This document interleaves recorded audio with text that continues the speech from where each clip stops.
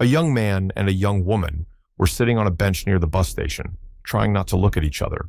Without looking up, she said that they had to part ways. The guy took her hand in despair and asked her if they hadn't been through so much together lately. And now that the exams are over, they should be together. He heard a firm no in response. It would be better for both of them. All these difficulties were only her fault. Let them each go their own way. Min Seo was furious. How could Jae-ha just leave him like that? Doesn't she understand why he did everything he did? His beloved's words that she understood him and that he needed more time made him turn away from her. The girl got up from the bench and jumped into the open door of the bus that had just pulled up, saying goodbye and that she believed in him. The young man jumped up and ran after his beloved, unable to hold back the bitter tears that came to his eyes. He shouted her name in desperation as the bus drove away. Confused and upset, Min Seo stood on the porch of the bus station with his hand over his eyes. How could he have known at the time that they would never be able to see each other again? Then he would never have let his beloved go so far away. When Min Seo finally woke up a few days later in his home, he saw the mess that had been created around him. At first, the guy couldn't even understand what the number was, and with a trembling hand, he brought his cell phone to his side to find out. Sitting in bed, he realized how tired he had become over the past few days and wondered what new things he could do to change his life. Amidst the commotion in the room, the young man finally got out of bed and sat down at the table, turning on his laptop. Jae-ha's words that they had to break up were still echoing in his head. The moment he saw his beloved for the last time stood before his eyes, and the words that she believed in him were like a painful thud in his temples. In desperation, the young man hit the table and threw the things on it onto the floor. A photo of him and Jae-ha smiling and happy together fell to the floor. Looking at a similar photo on his cell phone, the boy recalled the days when he graduated from college 2 years ago. After graduating from the institute, he tried to overcome a great sense of insecurity. To do this, he bragged about his ambitious plans to others, boastfully told everyone that all he had to do was pass the civil service exam. Although this was not his dream job, he had no inspiration for studying and felt helpless every time he tried to read the books necessary for his future profession. It seemed that his beloved had never stopped believing in Min Seo, although now he was sure that she was ashamed of him at the time. But the young man also had something that made him spend a lot of time at his laptop, which was his true passion. He found an exciting computer game with a rather attractive main character. At first, he resisted, telling himself that it was a typical story in which a girl becomes a princess by marrying a prince, that it was just making money off of children's fantasies. The young man desperately realized that he had important things to do and studies to attend to, but he could not give up and stop this game. And now he realized that playing the game back then made him feel relieved and happy. Finally, Min Seo realized and admitted to himself that he had a lot of fun playing princesses, no matter how strange or pathetic it looked from the outside. And now he has decided to buy this game, even without sparing $2,000 to buy it. With tension and apprehension, he waited for the desired game to load. And now, squinting from the sun, he found himself on a green lawn under a tall green tree. The player heard a pleasant, girlish voice. The girl was addressing someone named Leo. When her hand touched his shoulder, he realized that the stranger was talking to him. He turned around, still not realizing why the beautiful woman was calling him Leo. Looking at his puzzled look, the beauty asked what was wrong with him. A surprised Min Seo did not understand who this stranger was, but he had the feeling that he had known her for a long time. The words seemed to come out of nowhere. Helena's education began. The player asked the upset girl if her name was really Helena, while he was frantically trying to realize whether he was actually in the game. The beauty looked him straight in the eye. "Your achievement is your first meeting with Helena," the voice said. "Helena is very attached to Leo." The player reflected, looking at himself in the mirror, and asked himself if Leo was really him now. He tried to realize that he was really in this mysterious game. Again, he heard a gentle girl's voice, calling him to pick mountain berries. His new friend almost forced him to go with her with a smile. He realized that Leo and Helena had been friends since childhood, and he felt that he remembered all the time he had spent with this beautiful woman. She squatted down by a bush with red berries and looked at them. She noticed that they were the same berries the teacher had told them about. Thanks to communication with his new friend, he has learned a lot of useful information over the past few days. This is a town called Deimos in the border area of Haydn in the east of the kingdom. It is a world where any injury is healed by the power of priests. and Helena wants to become one of these priestesses. The girl was surprised why her friend was looking at her so long and thoughtfully without saying anything. But the thought that he was here only to make his new friend a princess kept bothering Minseo. This is the point of the game, to make the main character become a princess. Turning Helena into a princess is the main goal. The boy thought that to achieve this goal, he first needed to find a prince. Looking at his friend who was picking berries, he wondered how it was possible to do this in a place where there was not even a lord. The young woman stood by the window looking at the gloomy sky. She thought it was going to rain, so she should probably work at home. The parents asked their daughter if she was going to eat with them, but she said she had already eaten and would soon be going to work. Her parents assured her that she didn't have to go to the store and that she shouldn't exert herself too much today. With a smile to her parents, Helena turned around and quickly ran out the door. Looking through the open door of the shop, the girl politely greeted her aunt. Asking her aunt if she had kneaded any dough yet, the girl started working. Her hands were skillfully kneading the fluffy dough, but her mind was far away from the little shop. The girl realized that her friend had always been not very talkative, but now he doesn't talk to her at all and never smiles. She had the impression that Leo was always thinking about something of his own and looking dreamily into the distance. The girl seemed to freeze at the table with the dough from such sad thoughts. Suddenly she looked down at her hands, covered in flour. She wanted to remember the last time she and her friend held hands. The young woman tried to remember when they stopped holding hands. She bowed her head down and said to herself that this happened when she told me that she wanted to be a priestess. But priests cannot marry. I remembered that they were much closer to each other in their childhood. Her work for the day was over, and Helena packed her basket to head home. The girl was standing at the door of the shop, deep in thought, when she heard someone say her name. A smiling young man with freckles on his face waved to her, and how he managed to time the moment she was leaving the store every time. Smiling kindly at her, the young man expressed a fervent desire to walk the young woman home. He walked beside her and chatted nonstop, trying to get her attention. But she was deep in her interrupted thoughts again. Her thoughts were that only on weekends she goes to church to become a priestess. The rest of the time, she has to work to survive. In her mind, she addressed the wise and patient god Nameru, asking him if she could actually become his priestess. At first, the girl did not notice that her companion was far behind. Then she turned to him and said that she would go ahead alone. The young man with the freckles remained standing in the middle of the road, upset by this disrespect. The sadness for Leo in their past relationship could be read in the confused look of the grieving Helena. While lying on the bed, Minseo recalled that it had been a month since he had gotten into this game. At first, he hoped that this game was just a dream, and now he has only faint memories of his past love. They are more like a distant echo. Should he return to his past life? Whether it makes sense to return. Why? Unless it's to prepare for another boring exam. The boy's thoughts focused on whether he should stay here or not, but these thoughts were interrupted. Someone knocked decisively and loudly on the door. A man in a dark cloak with a hood stood on the threshold. The stranger silently looked sternly at the confused young man from under his hood. The young man just stood there looking at the stranger. In his mind, he quickly went through the options of who he could be. The stranger took off his hood and was the first to start talking. He asked sternly if the boy was home, to which he heard an uncertain answer that he was. And when the order to follow him was given, Minseo finally realized that it was his real father and followed him. Then he heard the man say strange things about giving the heart and head of the prey to Lord Barbatos. The strange ritual continued, and the man asked to accept the offerings and protect his family. Finally, after thinking about all the facts, the boy realized that his current father was a hunter. Then the father ordered his son to butcher the prey he had brought back from the hunt. The hunter turned to the young man, staring intently into his face with his hard and cold gaze. The young man decided to play the fool, pretending that he had forgotten how to cut the prey because he hadn't done it for a long time. The stern-looking man walked up to the frightened boy, his eyes fixed on him. Minseo shivered, assuming that the hunter had guessed everything. But a moment later, the father backed down and began to give the boy orders in an instructive tone of voice on what to do and how to do it. A hunter was telling his clueless son how to tie a rope around the carcass of an animal he had hunted. The young man followed all the orders, trying not to reveal his clumsiness in this matter. He noticed that even though he was doing this for the first time, his body seemed to remember all the necessary movements. The father watched his son's every move in silence. Suddenly, Helena's voice was heard calling Leo nearby.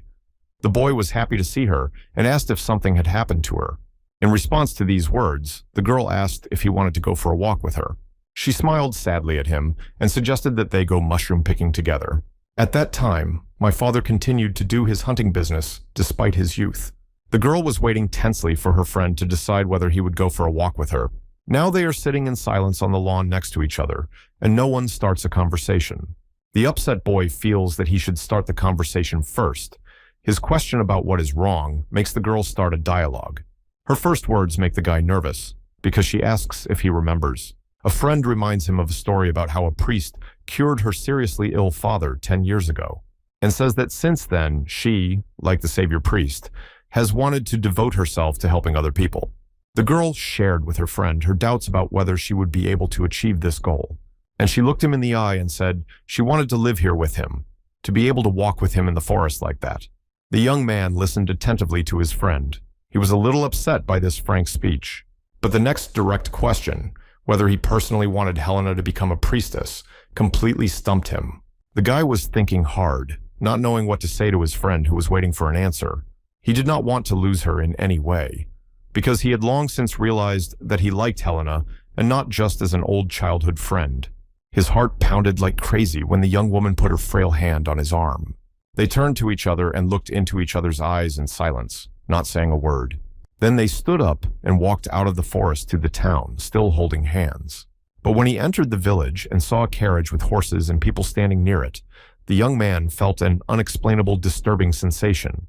Priest Leslie was walking right towards them, joyfully exclaiming that he had finally found Helena, and saying that the will of the god Namer would finally be fulfilled.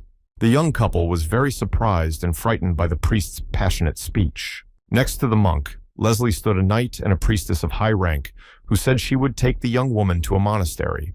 The confused girl mumbled that this was a very joyful event that she had been waiting for a long time, and the boy froze in his tracks in complete despair, not knowing what to say. Helena also froze. She didn't know what to say and just looked at the people around her with wide open eyes, as if waiting for some kind of clue. The priestess continued her speech, saying that the monk had given the girl good recommendations, so right now she could go with them to the monastery. In addition, the woman said that she had personally offered the girl the position of a novice priestess. Helena was excited about the offer, albeit doubtfully. Meanwhile, the young man was trying to organize his thoughts. He had never thought that Helena would leave this town and go away. The boy thought that if there is a monastery, there must be a castle where the king lives. And if there is a king here, he may have a son, a prince. This means that Helena will have the opportunity to meet him. But if my friend goes to school to become a priestess, it will be very difficult for her to meet a prince. But if Helena leaves the town and is not around, could this game end? Will his everyday life suddenly end here in the game? In fact, the guy felt that he did not want to return to his previous hard life outside the game. Now he was trying to understand what his excited friend was chirping to him. He paused for a moment. He looked the girl straight in the eye and asked her if she thought she would be happier if she stayed here. For several long minutes, the girl looked at her friend without saying anything. And then Helena silently gently took her chosen one's hand and squeezed it tightly. The young woman thanked them from the bottom of her heart for their kind words, but said that she wanted to stay at home. This answer surprised everyone because it was a great opportunity to be baptized. The boy began to remember what his friend had told him about this rite of baptism. In order to receive divine power, someone to whom it belongs must pass it on to another person. This is called baptism. When this ritual takes place, more than half of that power is lost. That is why only outstanding students are chosen for this transfer. While the young man was recalling all this, his girlfriend stood next to him, still holding his hand tightly. Leslie told Helena that she was facing an important choice, whether she would be a priestess with divine power or a simple monk without this power. But the monk said that the main thing was that the girl had devoted her heart to God, and he suggested that she think carefully about the offer she had received. A high-ranking priestess told Helena that they were leaving tomorrow morning, and that if she changed her mind, she could still find them before morning. After saying this, the priestess and her attendant walked toward the building. Monk Leslie was still standing on the road looking at the young couple. Leo and his friend remained standing on the road when the monk finally left. The boy bowed his head thoughtfully and continued to be silent, pondering the situation. The girl returned to the young man and said that she would not leave him. She feels good with him, and this is enough to stay together. The boy realized that in the end, he had denied his friend her desired dream only because he wanted to live avoiding his old problems. As he grabbed the young woman in his arms, he was still thinking that his selfishness had destroyed the dream of a person close to him. Still holding the girl in his arms, he whispered to her that she would be happy with him until the end of her life. Helena quietly told him that she would definitely be happy to be with him. The guy vowed to himself that he would do everything possible to ensure that his beloved never regretted the decision he had made. The young lovers stood there for a long time, unwilling to let go of each other's embrace. Finally, a long time had passed, and the boy had to return to his home. Upon entering the room, he saw his father sitting at the table with a glass of beer in his hand. The young man immediately decided to announce that he wanted to get married at the end of the fall harvest, and now he wondered why his father didn't say anything to him. Of course, his father was always silent, but the boy hoped to hear something when he told him about his intention to get married. Putting a glass of beer on the table, the man silently walked away to a shelf on the other side of the room. A few minutes later, the father put a small fur bag, tied with a rope, on the table in front of his son. Sitting back down at the table next to his beer glass, he explained that the money in the bag was money he had saved from selling jerky and the skin of animals he had hunted. The man went on to say that his son should use the money to prepare for his wedding. Leo sat smiling because he was very happy that his father gave his consent to his marriage. But the stern man showed no emotion. He sat silently at the table and finished his beer. The young man's heart was filled with great gratitude to his father for his unexpected act and support. The time came, and a big bell on the bell tower announced to the locals that a wedding would take place in the church. Many guests gathered in the great hall of the church. Leo was standing in the hall, waiting for his beautiful bride. There was a festive bustle all around. Everything was decorated with colorful flowers for the holiday. And finally, a beautiful bride appeared with a huge bouquet of beautiful flowers in her hands. The boy with the freckles who had once courted Helena entered the hall with everyone else. He remained standing by the door, looking at the bride with a gloomy look. When the newlyweds were almost at the altar, Monk Leslie approached them. The monk said he had something to give Helena. She saw that he was holding a theological book. Handing the girl the book, the monk said that may God be with her always. The groom's face became sad, and it was clear that he was thinking about something. Helena was upset, and while thanking Leslie for the gift, she blinked away the tears that rolled down her face. And now the groom extended his hand to her, as if inviting her to cast aside her doubts and make a final decision. The priest gave a short speech and blessed the marriage of the young couple. The guests clapped their hands and congratulated the newlyweds on the birth of their family. Helena turned to her lover with a joyful smile and wanted to squeeze him in her arms and tell him how much she loved him.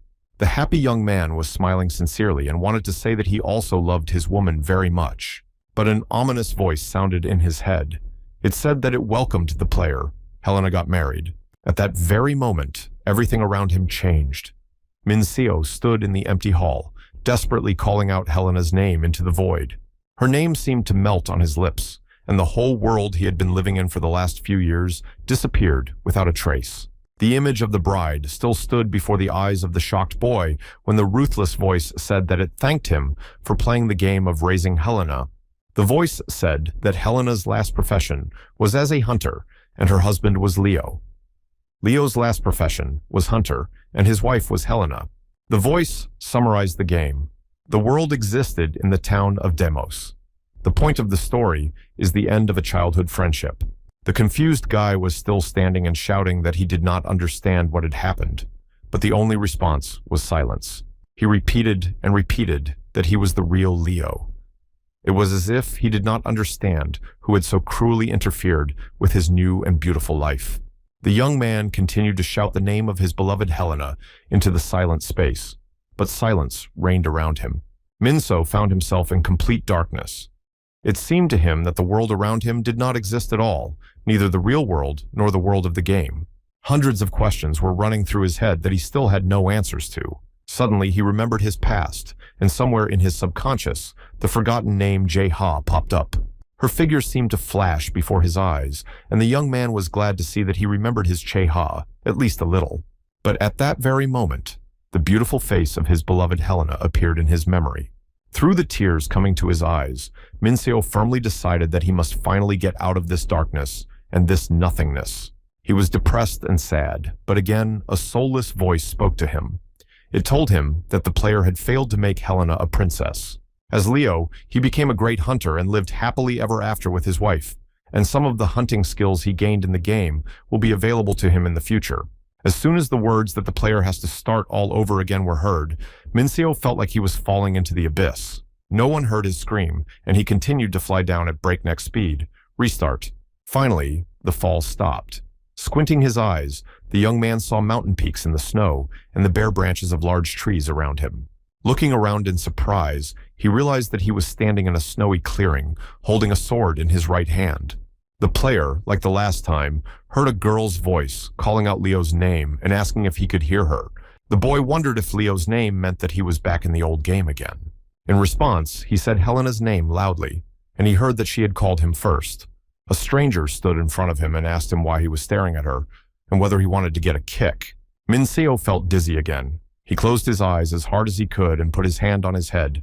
It felt like his brain was about to explode. Strange sensations, just like the last time, were all over his body.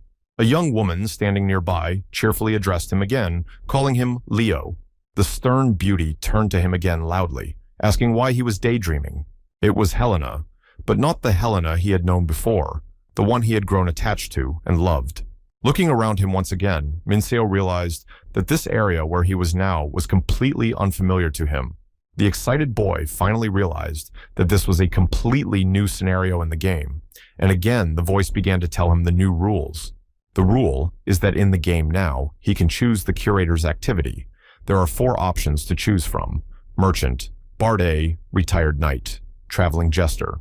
The starting point of the game will depend on the type of activity you choose. Now he is in the kingdom of Aston. This is one of the 7 kingdoms on the continent. Feudalism and the tribal system coexist here. The tribal leader and the lord run the castle together. Helena in this scenario is Einar, the daughter of Dehorman, the great warrior. Leo, in this version of Dexter, is the eldest son of a prominent family of knights. The player was thinking that the situation in the game had turned 180 degrees from the previous scenario, in which there was almost nothing outstanding. The only consolation for the young man was that it was the same familiar world and the same continent. On the map, he found the town of Deimos. The young man was glad that he was not in a damaged game with a distorted worldview. He read in the book that the capital of the sacred kingdom, Jerome, was far away. And again, he heard the loud voice of the girl who was looking for him, calling out Leo's name. The girl walked quickly into the large library hall where Minseo was now. Looking directly at the young man, she asked him in a steely voice why he was here. The young woman was surprised that her friend valued books like a small child. He replied that he was just thinking about going on a trip. Helena was surprised that he was so suddenly interested in traveling. Then the boy decided to share with her his thoughts about what would happen if he did not become a knight, to which his friend told him that this could not happen. She smilingly assured the young man that they would definitely become knights. There was no doubt about it. Now is not the time for thinking, the young woman said firmly, and took his hand and dragged him out of the library. This time, Helena is only interested in becoming a knight. In the snowy courtyard outside their homes, they both took their swords and prepared to train. Again and again, their swords crossed as they struck. The girl was very skillful. Each time, it became more and more difficult for the boy to repel her strong blows. Finally, Leo misplaced his foot so badly that it was struck by the sword. The trainer growled with anger at the unlucky boy who had made a clumsy mistake. The father grabbed the wooden sword used for training and began to beat his unskilled son, even though the latter was persuaded that he would be more skillful next time. The angry man shouted that after death he would not come again. Then he threw away the wooden sword and left. Leo continued to sit in the snow. The boy was upset and offended that he was punished so cruelly when he tried his best. His friend was also upset.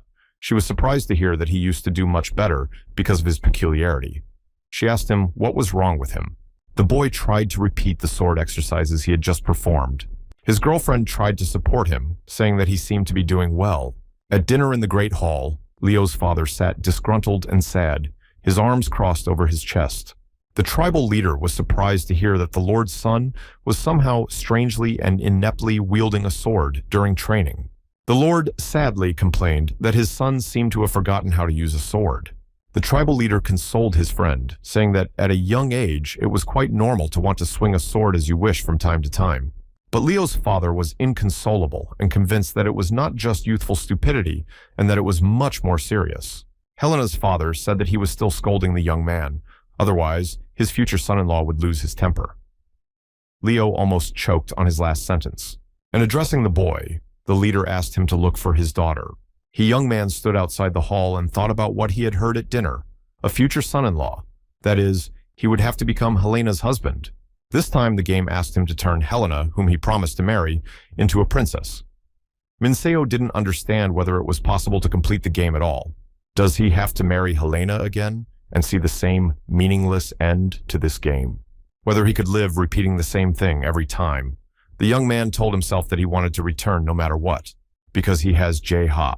The boy thought he heard a strange voice of his friend, slowly asking what he was doing here. Leo was reluctant to respond to the voice, but continued to think about the situation he had just learned about. No matter how much he thought about his problem, he could see only one way out of it. No matter how sorry he is, he should be rude and tough with the girl and break off the engagement. At the very moment when he had developed a good plan of action, a drunken Helena fell into his arms. He tried to keep her from falling to the floor. He was asked to take his drunken friend to her room. The surprised young man could not believe what had happened. The boy dragged the young woman to the closed door of her room and tried to revive her. His girlfriend hugged him and said that he had been acting very strange lately. She invited him to have another beer and tell her everything. The guy looked at Helena with anger and condemnation. He was uncomfortable with her behavior. He grabbed the drunken woman by the arm and, despite her resistance, dragged her into the room. Then he pushed the girl, who could barely stand on her feet, right into bed with her clothes on. Then he sternly ordered her to go to bed immediately because she had already drunk enough for the day. The young man left and quickly closed the door of the room, leaving his friend to rest and sober up alone. The next morning, a cheerful and smiling Helena ran out of the house despite the freezing weather and falling snow. She cheerfully greeted a bunch of young men who were sitting in the yard and shouted their greetings to her. The boys asked her why she was so calm, even though she was very late today. The girl replied that she could not do anything about it because she had overslept. The young woman squinted her eyes and complained that it was all because of Leo, who was doing things he had never done before. Leo used to never refuse anyone anything. He was always like a kind and boring knight with good manners.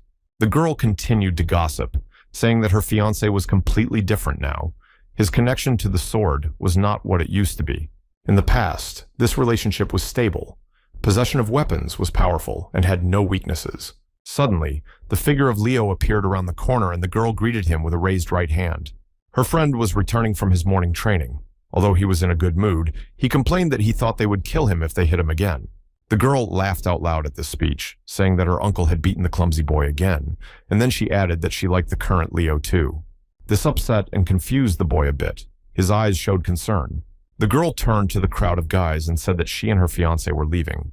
Taking Leo's hand, the young woman asked him what had happened and what was bothering him. He mentally searched for an answer to the question of whether Helena was not concerned about yesterday's unfortunate incident. The girl smilingly assured her friend not to worry and to follow her. She said she would teach him everything. Walking alongside the girl who chatted non-stop, Minseo doubted whether he could make her love someone else. Once, walking ahead of a small group of hunters, a young man carefully examined the snowy terrain. At first, people noticed the prints on the fresh snow cover and then saw the animal. A huge, wild bear with fierce eyes stood right in front of the crowd of hunters. A few seconds later, the huge predator was lying on the snow in front of the skilled hunters. A pleased Chief de Horman smiled, saying that he had a wonderful son-in-law. Although Lord Noel is a terrible hunter, his son is a very good hunter. Surprised by Leo's abilities, his fiancée kept asking if Leo had ever hunted before, and why he was so good at it. The young man did not know what to say to this. He thought about the fact that a year had passed since he had wanted to leave Helena. During this time, they grew up. But a few weeks ago, the two of them decided to join a hunting party, led by de Horman. Thanks to the hunting skill from the previous scenario and the ability gained at the end of the first game, it was not that difficult to join the process. Helena was in a playful mood. She said that now was not the time to be idle. One of the older hunters called out to them to stay close to the others. But the stubborn girl kept walking. The boy had no choice but to follow his friend. He called out to her loudly. The young woman stopped and looked back at him. At the same moment, a snowball made of loose snow hit her right in the face. She screamed in surprise, brushing the snow from her face and hair. Looking at her friend, laughing with satisfaction, she shouted that he was going to be in trouble. A few seconds later, a huge snowball hit the smiling, impudent man right in the middle of his forehead. The first snowball was followed by at least a dozen well-aimed snowballs.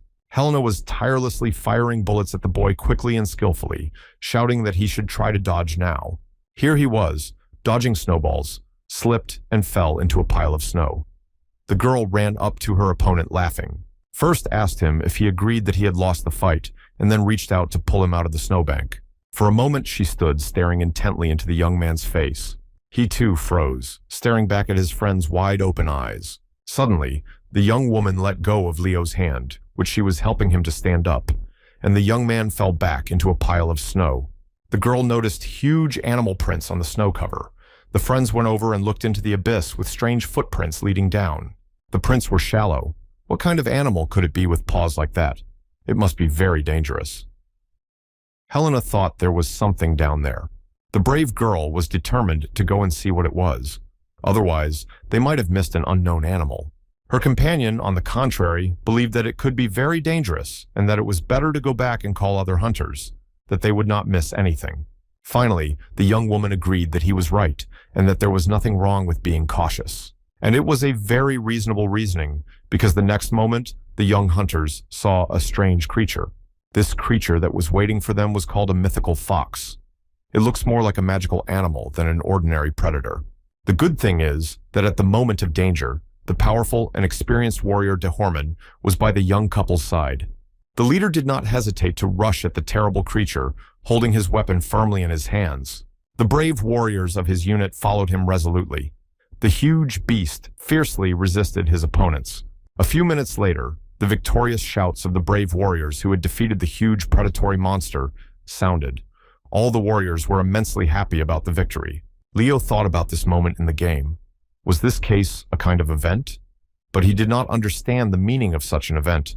Sitting at a table in the castle hall, the boy was still thinking about the development of the game's plot. His attention was drawn to a piece of paper held by the leader. Leo tensed, sensing the importance of the moment when Dehorman began to deliver his short speech. Lord Noel listened with tension and question in his eyes to what the tribal leader was saying. The speech was not long. Its meaning was that their kingdom, Aston, would launch an offensive on the lands of the neighboring kingdom of Velita. The father explained to his son that the royal family always wanted to have the fertile and rich lands of Velita. The chief said that the holy kingdom of Jerome, which also borders Velita, would not participate in the campaign, and that it would be necessary to call up an army from Fort Avril. Noel disagreed with him, and the conversation turned to the protection of the southwestern borders. At the time, Leo was trying to figure out what would happen when this event began.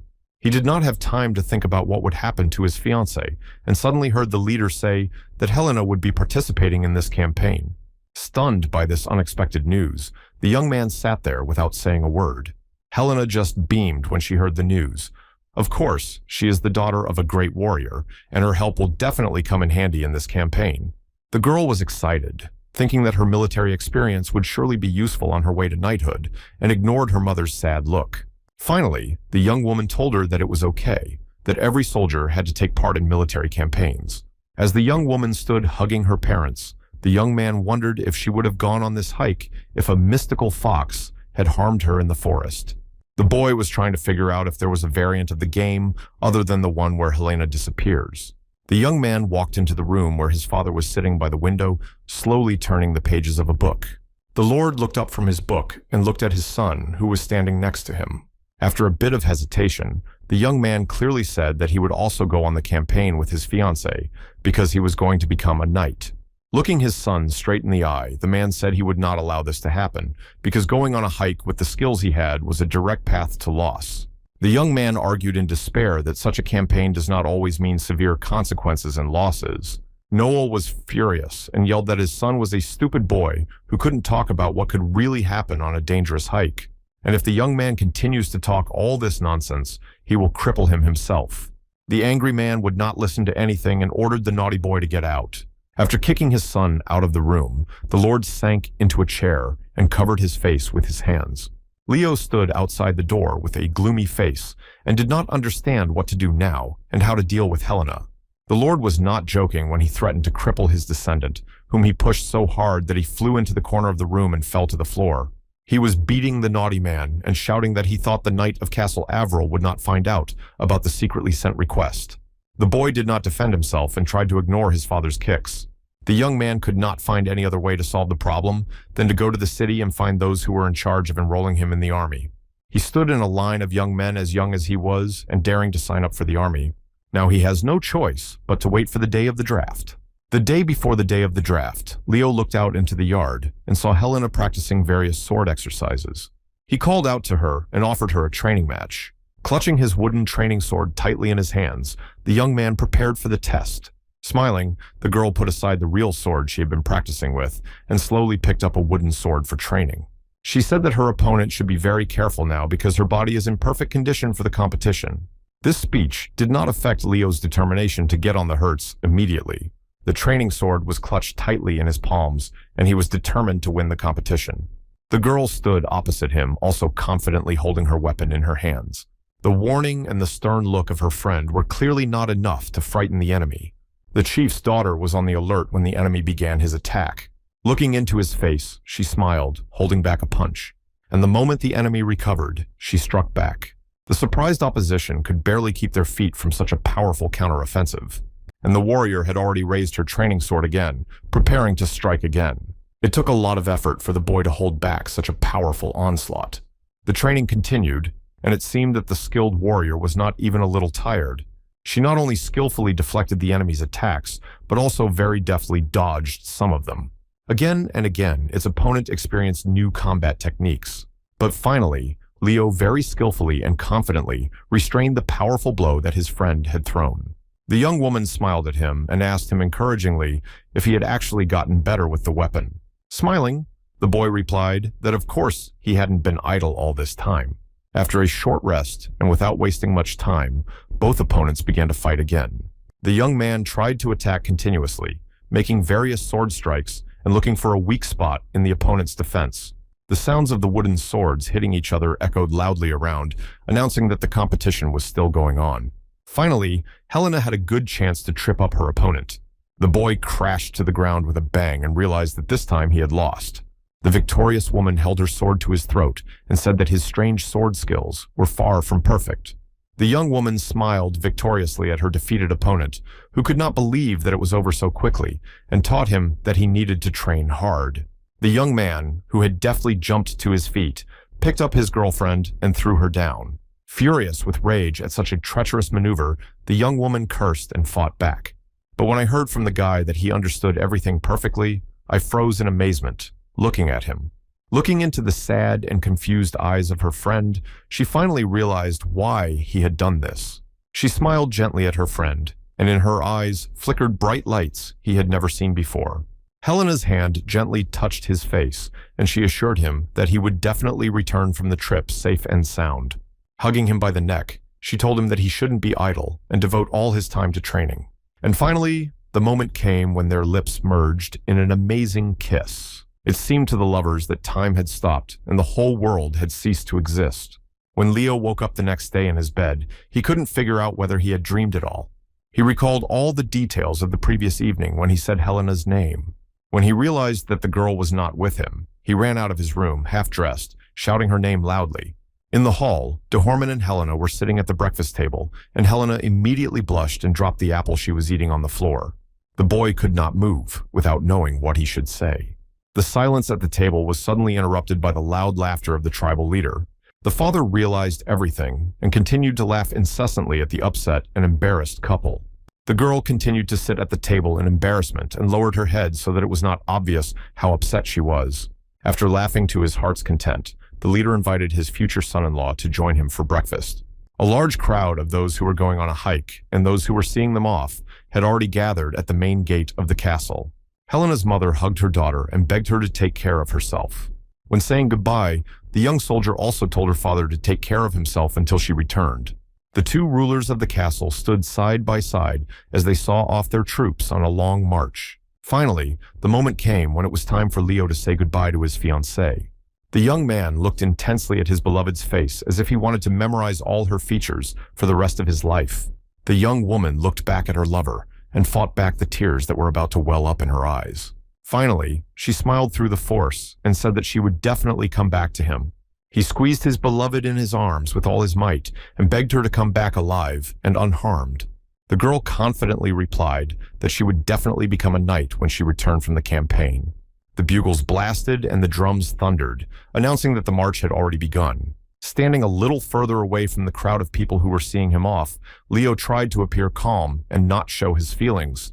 The soldiers from the detachment went out of the gate one by one, leaving the square in front of the castle. Left alone, Leo spent all his time training with his sword and doing various physical exercises.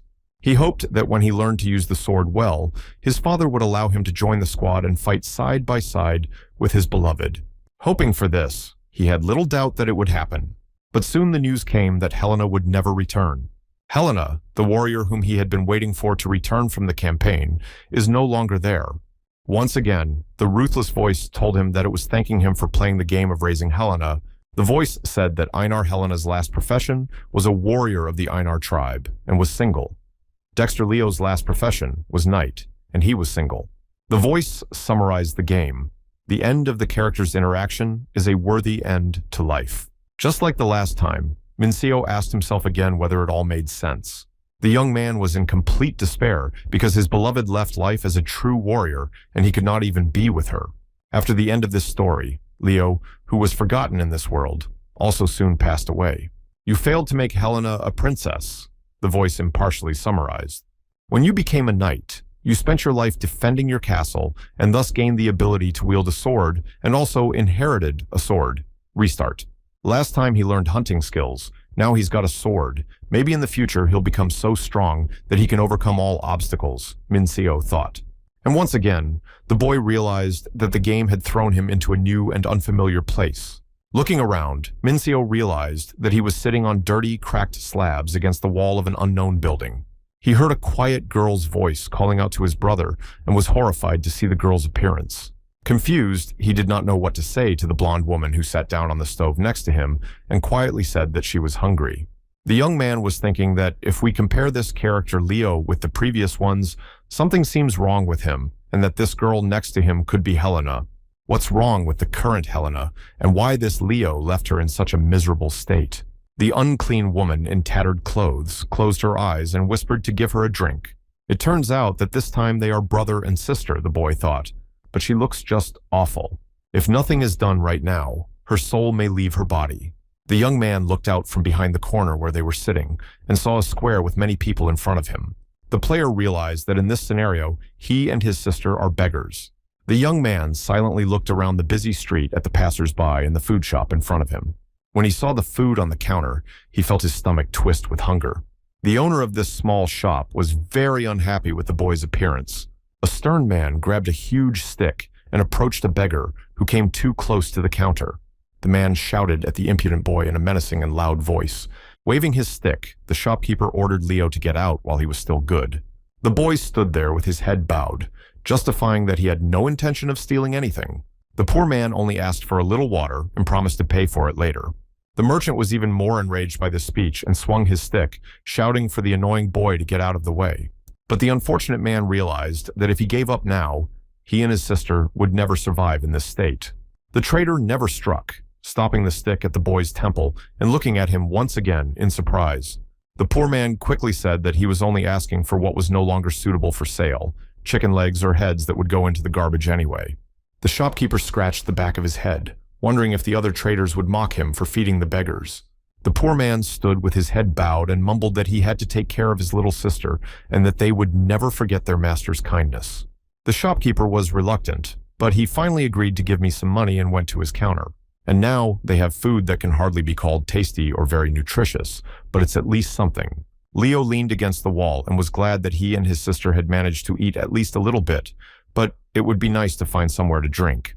This city is big enough, and there should definitely be a river next to it, he decided. A young man asked his sister if she knew where the nearest river was. In response, Serga just looked at him with wide eyes. She did not know where to find the river. Surprised by her inexperience, the boy continued to mentally search for a way out of this situation. Looking thoughtfully at the puddle at his feet, the young man thought that if he drank this water, they would probably both get sick. Suddenly, Leo picked up the medallion and began to examine it carefully, hanging from a rope around his neck. He finally realized that the same medallion was also around his sister's neck. It seems that this is some important thing, the boy thought, and why I didn't pay attention to it before. As Helena got to her feet, she asked if it was time to go home because it was getting late. The young man was surprised that they had no water or food, but they had a home. He asked the sister where they should go. The girl smilingly held out her hand to him, telling him not to worry if he didn't remember where their house was, she would show him. Soon, they came to a strange shack that was barely standing, leaning against the back wall of a large house. When asked why they were living in such a place, the girl explained that if the owner of the house found out about their place, he would drive them out. When the sister invited Leo to the shack, he wondered how long they had been begging like this. The promiscuous woman said that she was very tired and wanted to go to bed as soon as possible. Her brother tried to persuade her to at least wash her face before going to bed. The young man's heart broke with pain when he saw Helena in such a state. He found a rag and tried to wipe the dirt off her face. The young man reflected that he did not know what happened to her in the story, but he remembered that face. As he wiped the dirt off the girl's cheeks and forehead with a cloth, he stood there for a moment, gazing into her deep eyes. Surprised, she asked if something was wrong. Upset, the boy replied that nothing had happened and suggested going to bed. A moment later, as soon as she closed her eyes, the poor girl fell into a sound sleep. Lying next to the new Helena, the young man recalled how he thought that in this scenario, everything would work out for him. Recalling the past, the player determined that this new scenario was very difficult from the very beginning. But unlike the previous stories, Leo and Helena's relationship cannot end in marriage, and this is a great advantage. In addition, this Helena is a couple of years younger than the girls from the previous scenarios, and the player thought that he could become a real support for her. He thought that in this world where slavery officially exists, beautiful slaves are a good commodity for slave traders. That's probably why the local Leo was hiding his sister. Maybe that Leo deliberately dirtied his sister's face to protect her from slave traders and did not let her go to the river himself, always bringing water. The player decided that the medallions they both have are somehow connected to their origins, and that this would be a story where Helena defeats her enemies and takes the throne. As the player was falling asleep, he decided that out of the 3 plots, this one had the most understandable ending. The young man was now convinced that the story should be more focused on the second half of the plot. If only he were a little stronger to win. Unbeknownst to him, the boy fell asleep and dreamed that he was still very young and standing in a large and beautifully decorated hall of some majestic castle. There in this dream, he was dressed in very rich royal clothes, playing hide-and-seek with a little pretty girl whom he called a princess. A little beautifully dressed girl was hiding from him behind a massive curtain by the castle windows. When he found her and picked her up, the little girl was laughing loudly. Before he woke up, the young man said Helena's name and barely opened his eyes and saw her face next to him. Not far from him, his current Helena was sitting on the floor with her arms around her knees in an old, tattered dress. His sister came out of their hut, smiled at him, and said that she had already drunk her share of water from the mug today. The young man noticed that his sister drank much less water than half a mug. After drinking a little water from the mug, he handed the rest of the water to the sire and offered to finish it all. She was surprised, saying that she had already drunk the portion that was meant for her. But when her older brother insisted that she have some more of it, she gladly finished the rest of the cool water. Taking the girl's hand, Leo said that she was probably hungry and they should go into town. They walked out of the corner of their shack and sat on the curb, listening to the traders and shopkeepers shouting out their wares. Listening to the conversations, the young man realized that he was in the city of Orville, the capital of the kingdom of Veleta, which was fought by the kingdom of Aston in the last game. Once upon a time, when various races ruled the entire continent, there was an empire that heralded the beginning of the human era after the expulsion of other beings.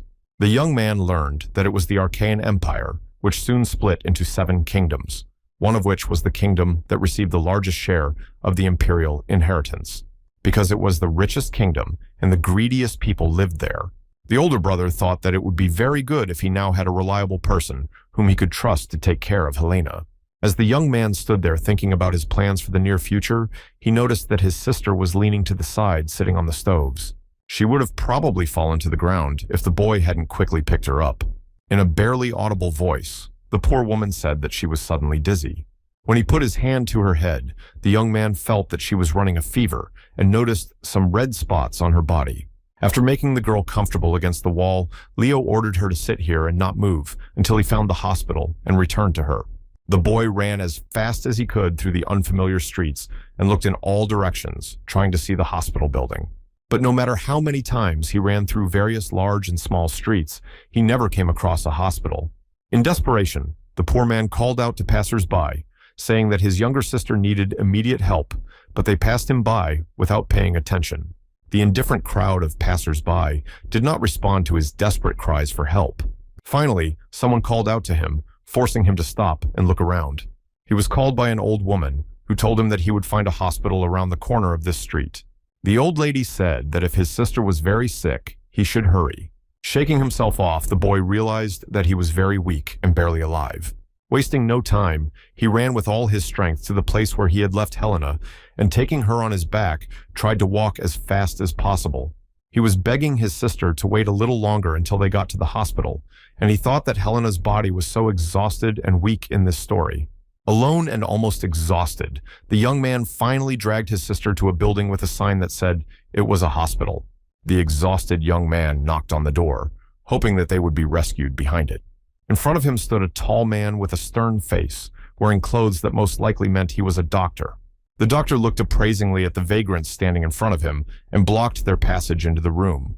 The man loudly ordered the Ceramacs to leave immediately if they did not have the money to pay for treatment. In desperation, Leo wanted to slip through the door past the big guy who was blocking the passage. The angry big man grabbed the frail boy by the arm and then pushed both beggars down the stairs in front of the hospital. Trying to get up, the boy first tried to support his unfortunate sister. On his knees, the poor man told the fierce man that his sister was of noble birth and that he would not be able to pay the doctor later. This speech made the big man even more angry, and he shouted at the beggar to stop talking nonsense. A moment later, the angry man hit the boy with a dirty shoe right in the face. Despite this blow, Leo had no intention of backing down. He suddenly remembered that he had a medallion. The guy continued to persuade the doctor, saying that he had a valuable thing that he had recently received. The young man tried to show the doctor his medallion, saying that it was really a jewel of great value. Without listening to anything, the man shouted with all his might that if the beggars did not leave immediately, they would be worse off. Helena was lying motionless on the pavement, and her brother was kneeling next to her with a broken face. A lady from the crowd came up to them and told the doctor that if it was just a matter of money, she would pay and let the poor people into the building. Thinking about what he had said, the big man stopped advancing on the beggars, whom he wanted to do even more harm to. Looking up at the stern face of the defender of the unfortunates, the man finally mumbled that he agreed.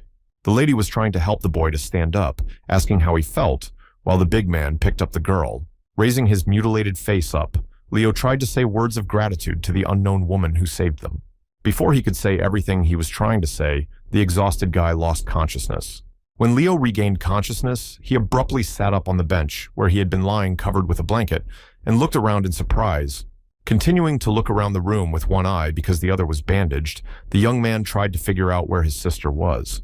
After saying Helena's name out loud several times, he heard someone calling out to him from behind the closed door of the room.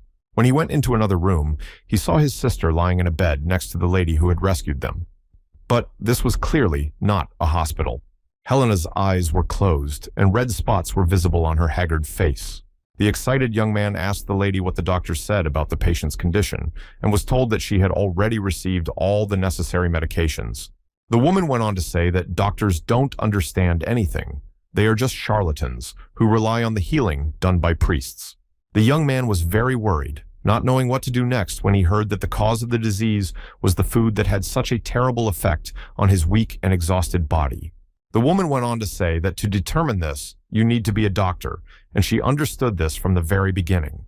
The lady said that now they just had to wait, and Leo wondered what else he could do and whether he should try to find the priest. The woman said that the price of the medicine the priest could give her would be too high, and she could not afford it unless she had to sell her shop. The young man thanked her for her help and said that she did it because she wanted to, and that he could stay here because there were no buyers now anyway. The lady wanted to leave the room, but Leo said he had a question about her name.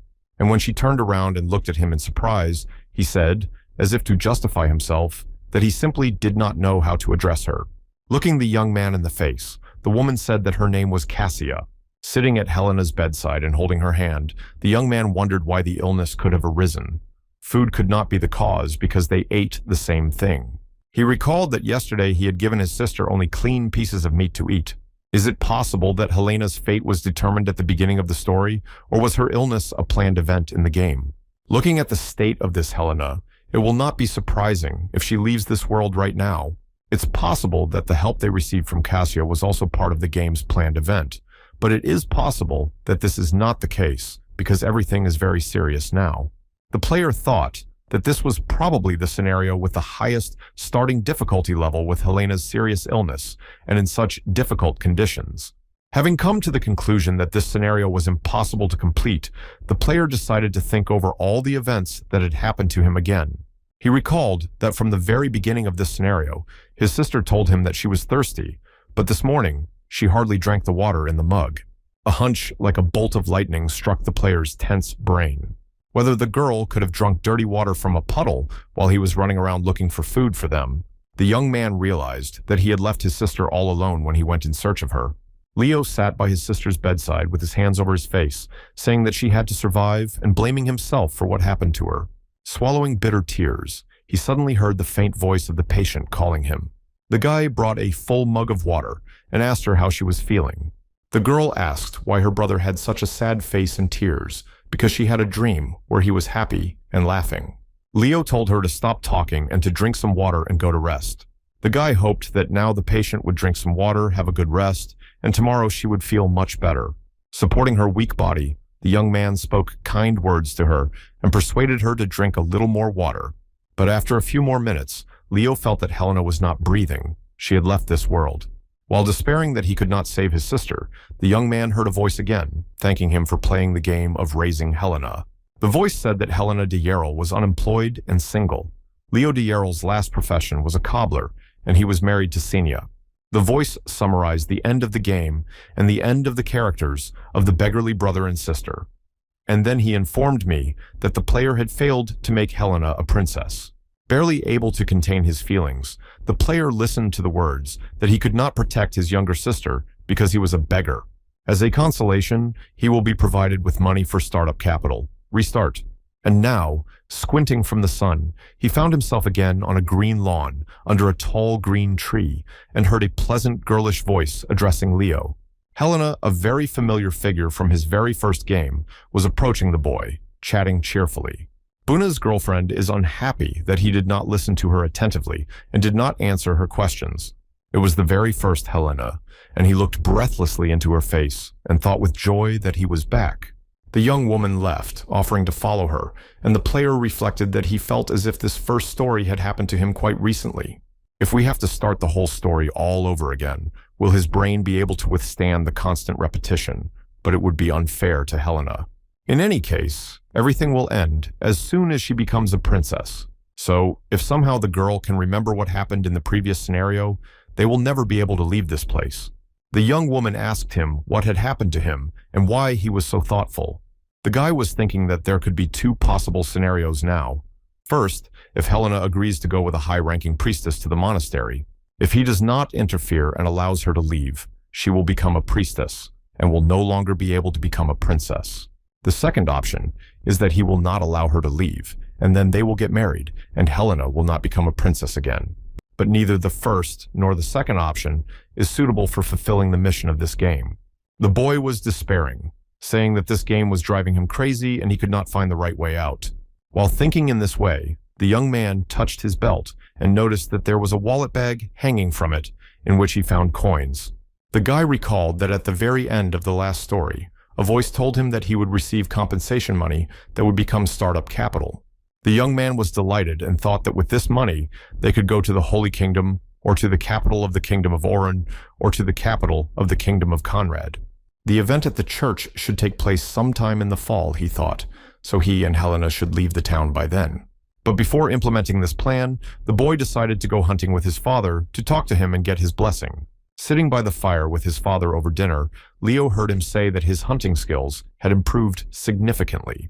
A little upset by this approval, the boy told his father a story about how he had recently been lucky enough to catch a bear in a trap. When he sold the captured predator, he was able to make a little money. The old hunter was very surprised by this story and asked if the boy was alone when he caught the bear. The young man continued his fictional story, telling how he was able to lure an animal injured by one trap into another trap. The father had his doubts about the story, but he remembered that the boy had shown himself very well today during the hunt.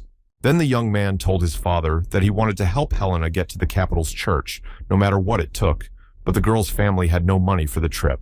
The boy was thinking that with the money he had, he could first go to Nevis to earn more money and then go on to Lutetia, but he could not let his friend go on such a dangerous journey alone, nor would his father allow them to go together.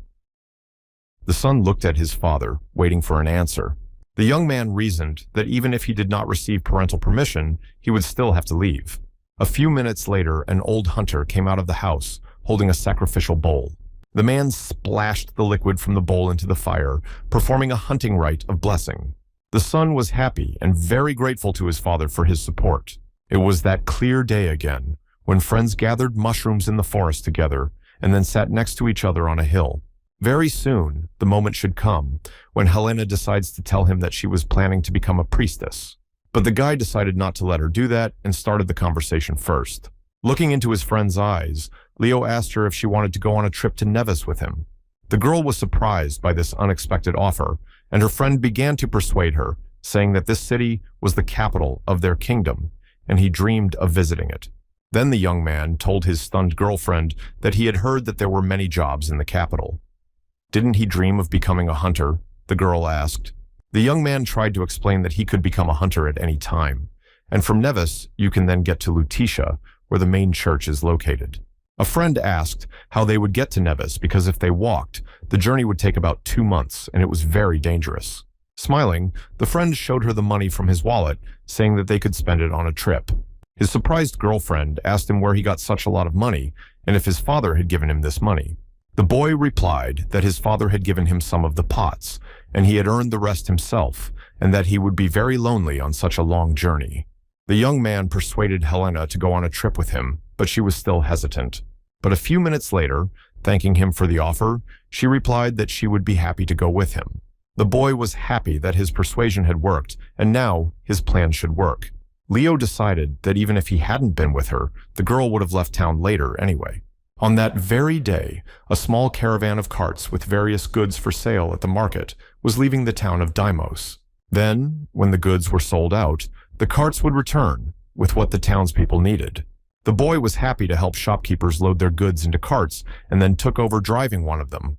The friends decided that it would be better and safer for them to travel with this small caravan. The girl walked alongside the cart, pulled by her friend, and took care of him, giving him a drink of water when he was tired. Smiling at each other and chatting, the friends did not pay attention to the unkind look of a young man with freckles who was also walking with the caravan. Sometime later, in the late afternoon, the procession stopped for a stopover at a small hunting camp. The girl thought that they could stay here for the night, but the boy objected, saying that she should rest in a more convenient city. To all his girlfriend's objections, the young man replied that he had money for a comfortable night's stay. Taking Helena by the hand, he led her with him, not noticing that someone was watching them both very closely. A guy with freckles on his face watched them with squinted eyes and pursed lips.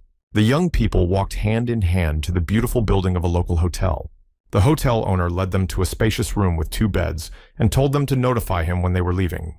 Wishing the travelers to have a good rest, the hotel owner left the room, and the young woman looked at the real large wooden beds in delight.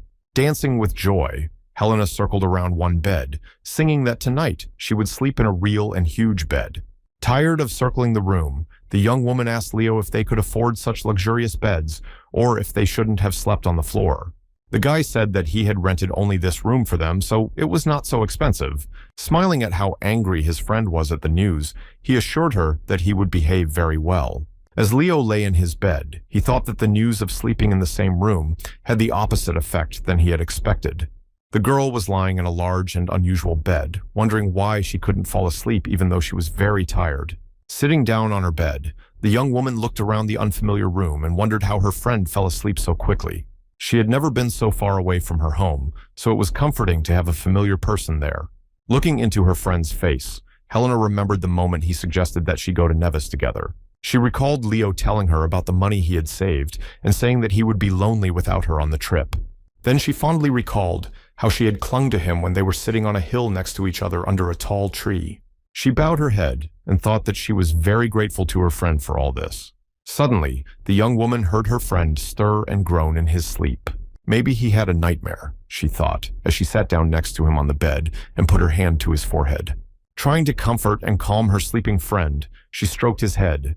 The young woman reasoned that, in fact, if they hadn't gone on this trip, she would probably have already confessed her feelings to her friend. She thought about how Leo would have reacted to her confession. Perhaps they would fall in love, the girl thought, and suddenly kissed the sleeping young man. Very frightened by this act, the young woman immediately jumped to her feet. Blushing, Helena covered her face with her hands and mumbled an apology for her actions. But she was relieved when her friend snored loudly in his sleep, saying how good it was that he didn't wake up. As she was getting into bed, the young woman said that she was very sorry for what she had done. The girl swore to herself that when she became a priestess, she would give her first blessing to her friend. Leo was the first to wake up in the morning and tried to wake up his girlfriend. Still unable to open her eyes, the girl asked her friend how he was having a good time in the new place. Answering that, he had had a good rest. The young man pointed out to his friend the place where there was water and a towel to get ready, and left his things in the room because they still had to have breakfast. Leo was torn in all directions when he entered the unfamiliar market square. The boy stopped in surprise when he heard someone calling out to him from behind the counter. He greeted a young man with freckles on his face named Hans, who was from their town and had also come here with the caravan.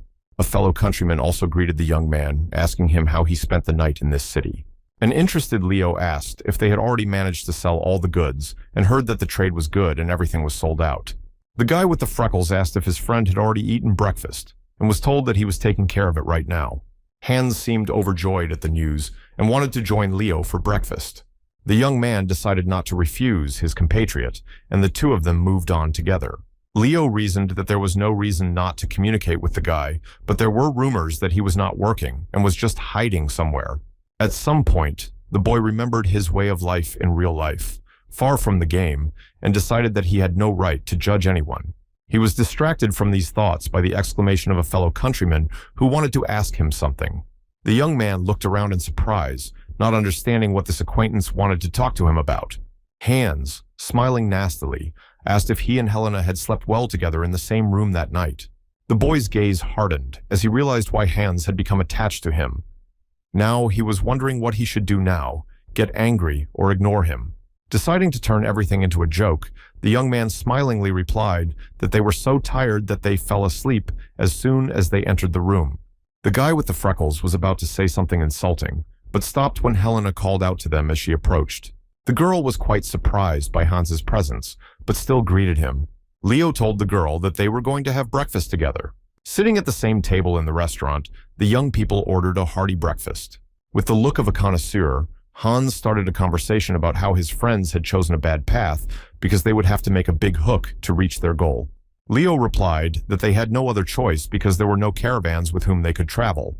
He arrogantly called Leo an ignorant, impudent man and said that where there are shops, there are probably caravans. The arrogant man went on to say that he believed there were probably several such caravans heading west from here. To the young man's surprise, the know-it-all said that he could easily introduce him to the right people. Continuing to brag, Hans said that he is quite well versed in these lands and in this area, and has the necessary connections. The braggadocio blabbered that he would find out everything quickly and told me to just trust him. When the three of them entered the large square, Hans turned to some respectable merchants in a friendly manner to greet them. A richly dressed merchant asked the guy with the freckles if he had successfully sold his goods. Then the know-it-all said that his friends needed to get to the city of Nevis, and maybe the merchant replied that they were not going directly to Nevis, but in the same direction, and offered to introduce the young people to the managers of other caravans. My friends were very happy to hear such a good offer. The journey will be 2 weeks, the merchant said, and he has to give up a lot of goods to take 2 people with him, so it will cost 5 silver coins. Here, showing great interest in this issue, Hans began to persuade the merchant to take his friends and reduce the price a little because they did not have much money. The venerable merchant pretended to think about the proposal and then said he would see the youth later. Turning around, a respectable gentleman in rich clothes went about his business, leaving the young people standing in the middle of the square. Happy that everything worked out so well, Leo thanked his friend, whose efforts helped them save money and time. Helena also thanked the guy with the freckles from the bottom of her heart, and he replied that he had done his best to make her trip comfortable. Smiling, Hans replied that his help was not worthy of gratitude. Helena thought to herself that she had been wrong to think of him as a slacker, but now her opinion has changed for the better. At night, when it was far from sunrise, the caravan set out in complete darkness. The friends were sitting in the wagon with their backs to each other. The boy thought that this story and journey would probably be too long. His girlfriend called him and asked him if he thought they would have to work year-round when they arrived in Nevis. After answering this question in the affirmative, he realized that he had lied because he wanted to raise money to send his girlfriend to the Holy Kingdom. But the young man realized that with such prices in the capital, it would be difficult to save up for a trip to Lutetia, even if he worked for several years. They will not go to the Holy Kingdom because Helena is supposed to be a princess, not a priestess. Helena asked him what kind of work she would have to do in the city to raise the money she needed. The friends said that she could work in a bakery because her aunt told her how good she was, but Helena said that she only knew how to knead dough. With her head bowed, the girl listened to her friend tell her that they would be able to earn good money in the capital. At the time, the boy was thinking that if they hadn't gone on the trip now, Helena would have met a priestess on her way to the capital's church. Maybe that would be the best thing for the girl, but let her forgive him because he has to make her a princess. After a grueling journey to the staging area, Leo, with the help of a reputable trader, contacted a new caravan that was leaving for Nevis the next day. The guy arranged for his girlfriend to go on vacation and went out on business. When he entered a shop selling weapons, the young man asked the shopkeeper if he could buy a sword, but was told that he needed a permit to do so. The confused young man mumbled that he did not have a permit and asked if it was possible to buy a weapon this time without a permit. The young man tried to explain to the shopkeeper that he needed the sword for defense and begged him to turn a blind eye to the fact that he did not have a permit. But after listening to those persuasions, the trader became suspicious of the stranger. Looking closely at the young man, the shopkeeper noticed that he seemed to resemble some kind of bandit. Pointing to the marks on the stranger's hand, the trader asked what they were and assumed that the young man belonged to some criminal clan. Surprised, Leo replied that the mark on his arm was made by his own father, who also has such a mark, and the shopkeeper asked what the young man's father did for a living. The young man replied that his father was a hunter, and the shopkeeper smilingly said that the stranger might not be a local bandit. Finally, the arms dealer agreed to help a strange customer who really wanted to buy a gun. The shopkeeper led the boy to another room where various swords hung on the walls and various shields stood in a row against the wall. Looking at the goods, Leo noticed that he saw only one-handed swords, which earned the respect of the shopkeeper, who said that he must not be a bandit if he was so experienced with weapons. The boy said that he had already said this 100 times, but the shopkeeper replied that it was hard to take a stranger's word for it. Then the merchant took the young man to another room and showed him completely different swords. Taking each of the new swords in his hands, Leo noticed that they were not even balanced. This knowledge surprised the shopkeeper, who said that he was an expert in shield making and that he forged swords just for fun so he could sell the sword he chose cheaply. The buyer chose one of the swords on offer, thinking that he would have an imperfect weapon and that his ability to use it would come in handy. When the young man returned to the room where he had left Helena to rest, and curiously began to ask where he had been all this time. Smiling, Leo said that he went to buy beer and added that when they lived in the town, they did not have the opportunity to drink because they always had to be careful. Surprised by this suggestion, the young woman asked if they would get into trouble if they drank beer, and was surprised to hear from his friend that the god Vinar might not approve of their behavior. The young man convinced his girlfriend that even priests sometimes drink strong drinks during various religious ceremonies. One day she will also become a priestess, so let her take beer tasting as a practical lesson, the boy said, assuring his friend that God Vinar would understand. In addition, the friend reminded Helena that she would soon become an adult and could drink such drinks as beer. After listening to all these arguments, Helena agreed to drink, but only a small sip. Pleased with his speech, the young man gave his friend a full mug of frothy drink. Having tasted the drink from the mug, the girl shouted that it was surprisingly delicious. A few minutes later, the young woman told her friend that she was dizzy from the drink, laughing, and he replied that it made sense. The cunning guy wanted to wait until his girlfriend got even more intoxicated to ask her about the past. He began to ask the drunken Helena if she remembered the summer before last, and she replied that of course she remembered all their adventures. The girl told us how they fell into a waterfall together, and Leo was so cool that he was able to save her and swim out on his own. Then she recalled a story when Leo accidentally rang the church bell and the residents thought there was a fire and ran away. Laughing, the young man said that they have many common and funny memories and thought that the further he went, the more he became a real Leo. His friend smiled gently at him, saying that he was very nice and whether he was up to something. If only his girlfriend knew that he was not the real Leo, he thought, and smiled at her drunkenly, saying that she was planning to become a priest. Picking up his intoxicated girlfriend in his arms, the boy carried her into the room, laughing and asking if she would give him her blessing when she became a real priestess. Taking his talkative girlfriend to bed, the guy was sure that he had made the right decision to build an invisible wall between them. The drunken young woman first loudly exclaimed that she was a future priest and he should obey her in everything, and then quickly fell asleep.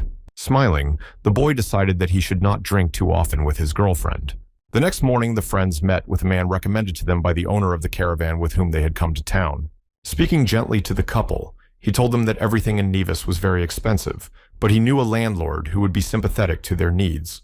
When he entered the house with the young people, he greeted the owner who was standing at the entrance in a friendly manner. The owner of the house also seemed to greet the newcomers very happily and affectionately.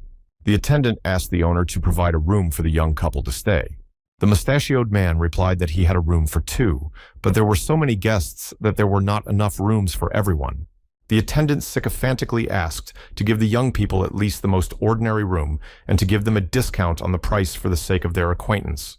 The owner of the house asked how long the couple wanted to stay and heard from Leo that if they got a discount, they would stay for a long time, but first they needed to find a job.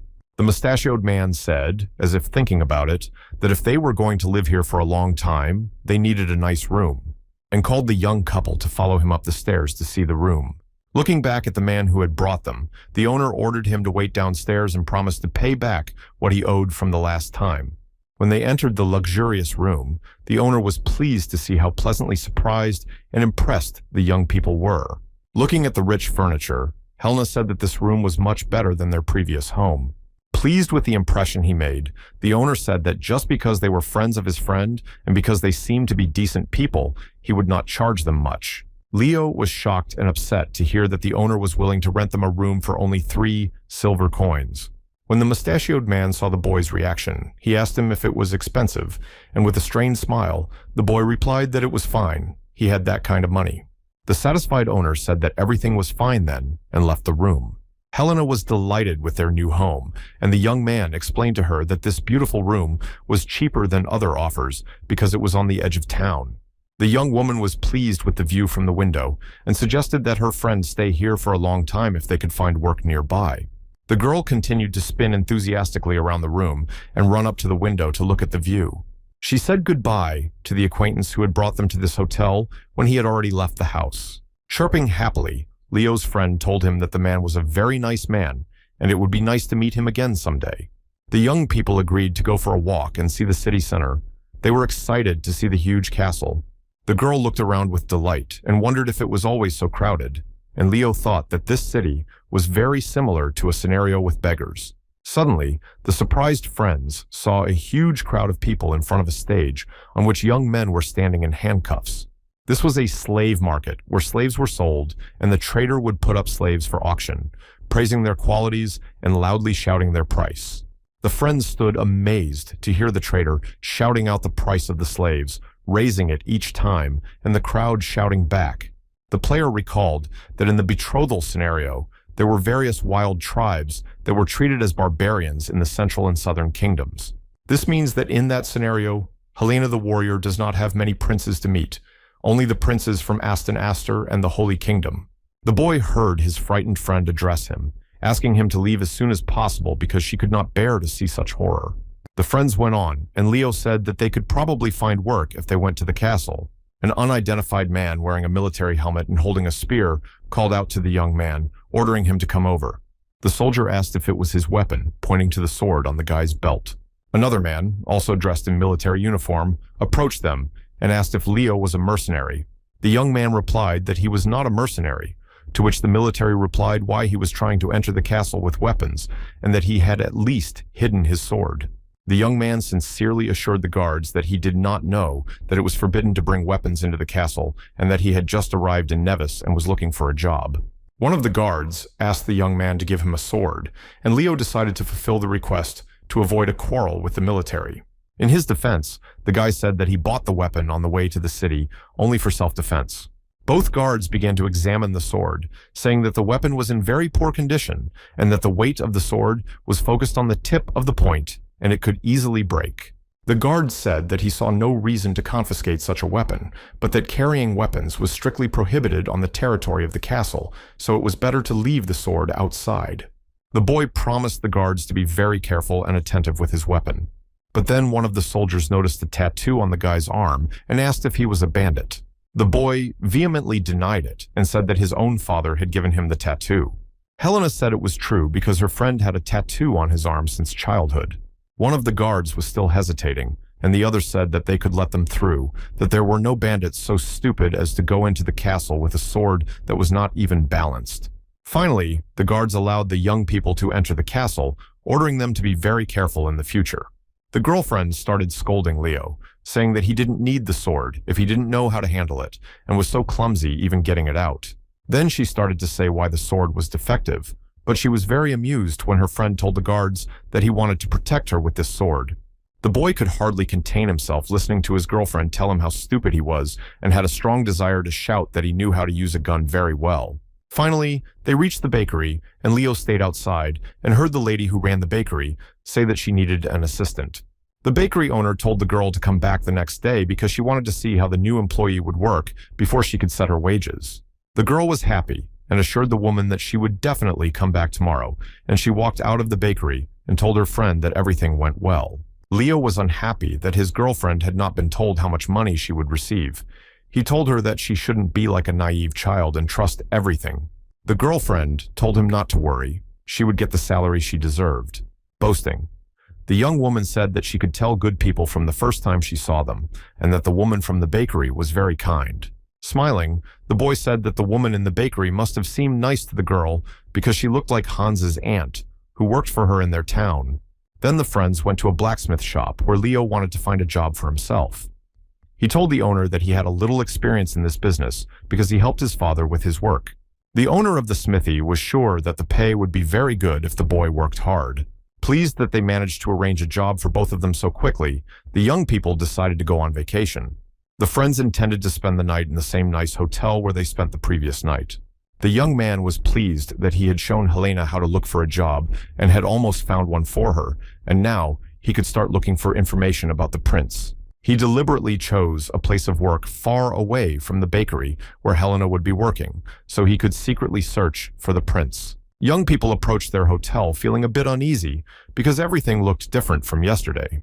Upon entering the door, the friends were almost numb when they saw many armed young men with evil faces behaving defiantly in the hotel hall. The owner of the hotel, standing behind the counter, gritted his teeth, saying that he had been waiting for his guests for a long time. Impressed by the strange atmosphere in the room, the young man told the owner that they were going to rest. The young man noticed that each of the young men in the hall was holding a weapon and assumed that they were mercenaries. Surprised by how everything had changed here, the young people stood in indecision before the stairs to the second floor to their room. A large, stout man was coming down the stairs from the second floor, holding a huge shield. Instantly, the young man pulled his sword from his belt and ordered Helena to stand behind him. The young men in the audience also jumped up, each grabbing for his weapon. Holding his imperfect sword tightly, Leo said that he did not understand what was happening here, but believed that his opponents should retreat. One of the attackers told the young man that he was resisting in vain and that he would be sold soon. With hatred and horror, the boy recalled the slave market he and his friend had seen in the city center.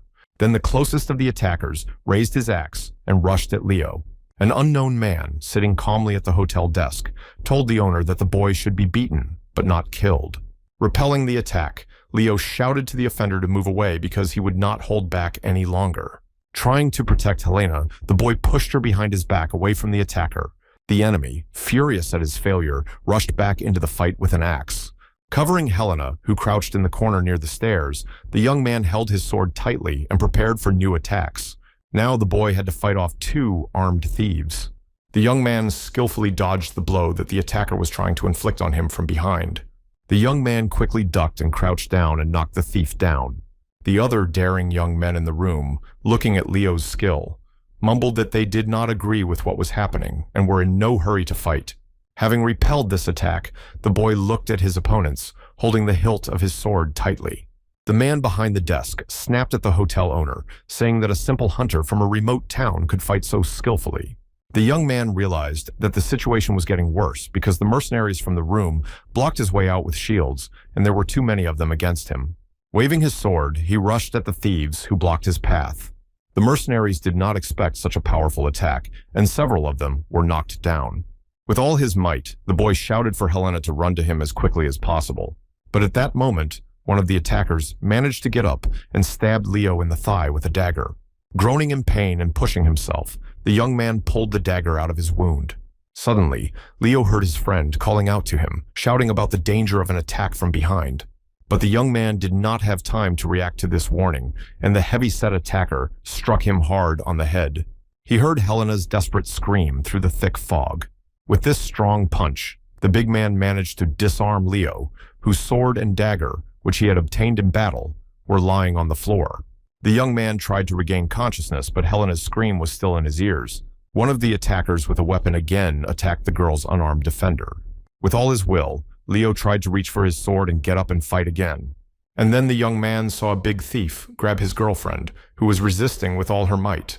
Desperately shouting Helena's name, the hero grabbed his weapon and got to his feet, ready to fight. With his sword, the skillful warrior aptly deflected a dagger flying at his chest.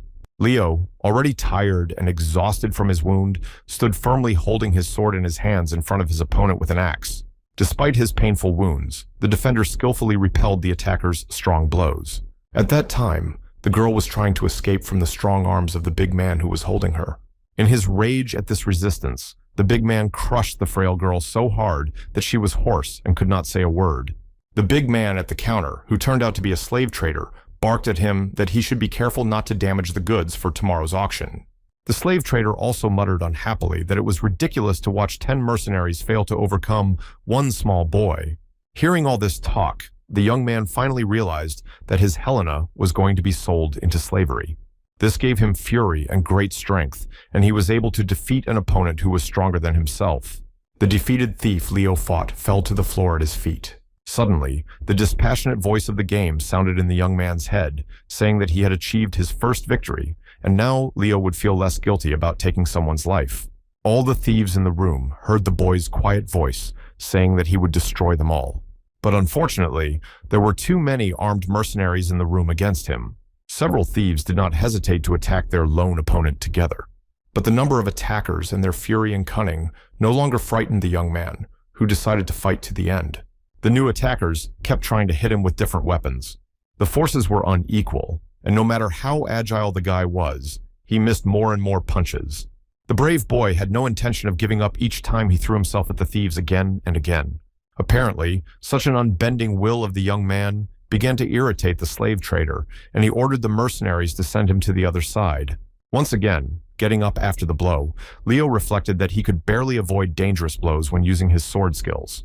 The boy realized that his strength was leaving him, and he could barely hold his sword in his hands. Then he heard Helena's voice, begging to spare her friend and promising to do whatever she was ordered to do. The slave trader, smiling predatory and mockingly, asked her if she was not lying when she said this. Then the thief ordered his thugs not to kill the young man, but only to take away his sword. With renewed vigor, the mercenaries rushed at their already exhausted victim. Despite his predicament, the boy continued to fight off the pack with his imperfect sword. But the forces were clearly unequal, and the hero felt that he would not be able to defeat all his enemies. A strong blow from one of the attackers knocked the exhausted boy to the floor again. He was unable to get up and was attacked by a bunch of angry mercenaries. Already lying on the floor, the young man was still trying to fight back with his last strength. But the forces were very unequal, and he was pinned to the floor, not allowed to move. The slave trader approached Helena, who was still holding the big man, and asked her if she remembered her promise and would do what he told her. Bitter tears ran from the girl's eyes. She was in complete despair, but there was no way out of this situation. With a predatory smile, the slave trader said that there was no time to prepare, but that everything must work, and ordered Helena to follow him. The girl, who was being dragged out of the room by the thief, heard Leo, who was being held by a pack of mercenaries, shouting her name. Almost losing consciousness, the young man saw the silhouette of his girlfriend, who was being led out of the hotel hall by the slave trader and his accomplices. When the boy finally came to, he realized that he was tied to a column near the stables. Feeling severe pain in his wounded body, at first the young man could not understand where he was, but then he remembered what happened to his friend. The young man was shouting his girlfriend's name with all his might, but no one answered him. He did not understand at what point in the story everything went wrong. Recalling the last few days, he decided that they had been sold by the vendor who had brought them to the hotel, and realized in despair how naive he had been. The guy heard someone asking him if he was awake, and there was a slave trader with two strong mercenaries standing in front of him. Leo struggled to raise his head and asked where his friend was, to which the thief smiled and said that the boy hadn't yet woken up. The thief ordered his strong henchman to grab the bound and exhausted boy. A young man who could not move was blindfolded and gagged, lifted up and dragged into a wagon. Lying on the floor with his eyes and hands tied and moaning in pain, the boy could not understand what was happening. He heard the words of a slave trader who said that the girl had been sold for a prince, and for some reason, the castle wanted to buy this boy as well.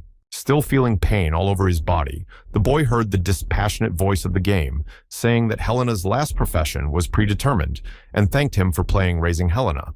The young man listened to a speech that Helena's last profession was a concubine of the prince's last profession was a thug. The meaning of the story is the end of childhood friendship and belonging to the prince. The player was desperate because in this story, Helena was not a princess again, but only a plaything for the prince. Listening to the voice further, the young man found out how this scenario ended. Helena was sold to princes to save the life of her childhood friend. She became a concubine and secretly helped him escape before ending her existence. Leo was captured by mercenaries, transported to the castle, managed to escape from there, then took revenge on the thieves, but could not get to the prince because of the execution and ceased to exist. The player begged the soulless game to stop, saying he didn't want to play it anymore. For a moment, Mincio even managed to recall the face of his real-life lover, Jaeha. And in despair, he realized that he had been in this game for more than a year. The voice has passed a verdict that Leo was too trusting and destroyed many characters out of revenge, and he will have access to the information of the alley rules. Restart. Once again, the boy looked around and saw himself standing on a snowy lawn with a sword in his hand and a warrior woman standing next to him. At the same moment, the player recalled everything that happened last time in this scenario. Standing on the training ground, the guy thought that he missed Helena very much, but his mind was still on the scenario he had just lost. The player analyzed his mistakes, recalling the details that Hans must have told the merchant that if they disappeared, no one would look for them. The boy recalled an unusual sign on the door of the hotel, which meant that this place accepted those who were about to be sold. But she and her friend were completely naive and did not know about it, and even paid the thieves to get to the slave market themselves. The young man was brought back to the present reality by a smiling girl who offered to finish the training this time. This time, the player adapted to this scenario quite quickly, but the opponent noticed that something in his behavior changed a little. A surprised Helena asked why his seizure during training was so unusual. The young man explained that it was a trick to bypass her defense, and he thought it was all due to his sword skills and training in this scenario the previous time. The boy reasoned that if everything went on as it was, the young woman would go hunting, and it would end badly, and her father would go camping instead. And Leo remembered the last time Helena the warrior was going on a campaign and promised him to come back as a real knight. The boy looked at his friend and thought about the fact that he already knew that a military campaign was coming soon. Suddenly, the young woman grabbed her friend's arm and deftly applied a technique that made him fall into a snowbank next to her. The young men were still lying next to each other, holding hands, and their training wooden swords were lying in the snow. The girl was smiling happily. She enjoyed spending time together with her fiancé. The boy smiled back at her and continued to recall in detail the further development of events in this scenario. He thought that the two of them would still not be able to catch the mythical fox, so they would have to go on a campaign together on the battlefield. Looking into Helena's face, he decided that this time he would definitely be able to protect her. From the very first light of the next day, the young man was already at the training ground and doing sword exercises. It seemed to the young man that with every punch, he was becoming more and more agile and skilled. Helena approached him, surprised, asking why he woke up so early today. The boy said hello to his surprised friend, who was worried that he was training too hard because it was still early in the morning. The girl looked at Leo, who replied with a very serious look that there was no need to worry. Everything was fine. The thoughtful young woman stared intently at her friend's face. She remembered that when they first met, he was a very boring boy. 3 years ago, she was with her father, and he was with his father, the Lord. The Lord greeted the audience with a friendly greeting, saying that his name was Noel Dexter, and the boy was sadly silent. Young Helena stood in front of the boy and looked him in the face with a challenge, crossing her arms over her chest. At the time, she could not even imagine that they would soon be engaged. Leo brought the young woman back to reality by asking her what brought her here. After leaving her memories, the girl smiled sincerely and said that she had come to him to tell him that they would finally have a chance to become real knights. Helena, beaming with happiness, said that this time her father was allowing them both to join the hunt. Alarmed by the news, the young man recalled how the last time he went hunting. It seemed to him that he remembered every moment of the dangerous hunt that had taken place in this scenario the last time, recalling how she and her friend were side by side in the ranks of warriors fighting a terrible creature. Now, just like last time, Helena went on her first hunt and, as expected, found the prince of the mythical fox. Just like last time, the young people invited everyone, and Dehorman gathered his entire team. The brave soldiers tried their best to restrain the wounded and angry beast. Despite the fact that the skillful warriors were determined to win, the fierce beast had no intention of submitting to them. The power and fury with which the creature attacked the hunters showed that it was not a common beast, but a real mythical fox. The wounded mystical fox broke away from her pursuers by breaking all the ways that held her. Now the angry creature was ready to start hunting for its offenders. The warriors of the tribe scattered in different directions to avoid being struck by the fierce beast. But the brave leader of the tribe, Dehorman, was not in a mood to retreat. Clutching his weapon tightly in his hands, he shouted that he would deal with the enemy himself. The warrior kept his giant axe at the ready and did not move as the monster slowly approached him, making a terrible growl. The leader thought he was alone with a fierce mythical monster, but with his keen hearing, he heard the arrows his comrades had fired whistling through the air, and the mythical fox slowed its advance. The eyes of the furious creature were now focused only on its main enemy. 949. The brave warrior Dehorman did not even try to stop the battle and escape, taking advantage of the fact that the beast slowed its advance toward him. The leader was ready to attack, waving his dangerous weapon over his head. The wounded but undefeated mythical fox was also preparing to jump. The warrior was intensely watching every movement of the animal when he heard one of his comrades give the command to shoot at the beast together. The attack was incredible because at such moments, demonic beings show great strength. The mythical fox, having been wounded even more by arrows, gathered all her strength and rushed at the enemy in front of her. But this did not faze the experienced warrior who was ready for such an attack. In a moment, this fierce confrontation ended in a glorious victory for Dehorman. Helena joyfully shouted her congratulations and threw her arms around her father's neck. At that moment, Leo's mind wondered if the girl's participation in the military campaign was really inevitable. Time passed. Spring came, and with it, the news of a military campaign. Like the last time, the boy went to the library where his father was sitting in a chair reading a book. Lord Noel, who had not expected this visit, looked up at his son in surprise. Standing in front of his father, the boy said that he too wanted to go on this military campaign. The young man was ready to give his father 100 arguments why he should go on a hike, but he was not expecting to hear his father's consent. The young man thanked the Lord for his understanding, but was confused as to why his reaction was not the same as the last time he had been in the same scenario. The young man decided that he was able to get the permit so easily because he was good at training this time and was in good physical shape. Saying that he had to go to training with his partner, Leo wanted to leave the library.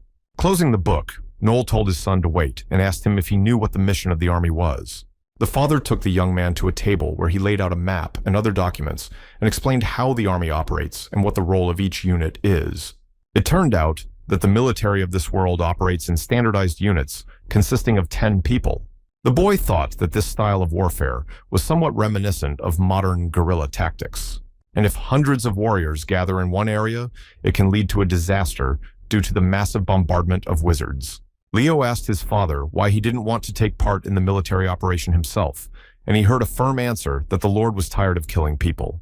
Noel said that if someone invaded the kingdom of Aston, he would fight like a knight without hesitation, but a military campaign is something else entirely. The father asked if his son remembered the battle for the throne where he received his title.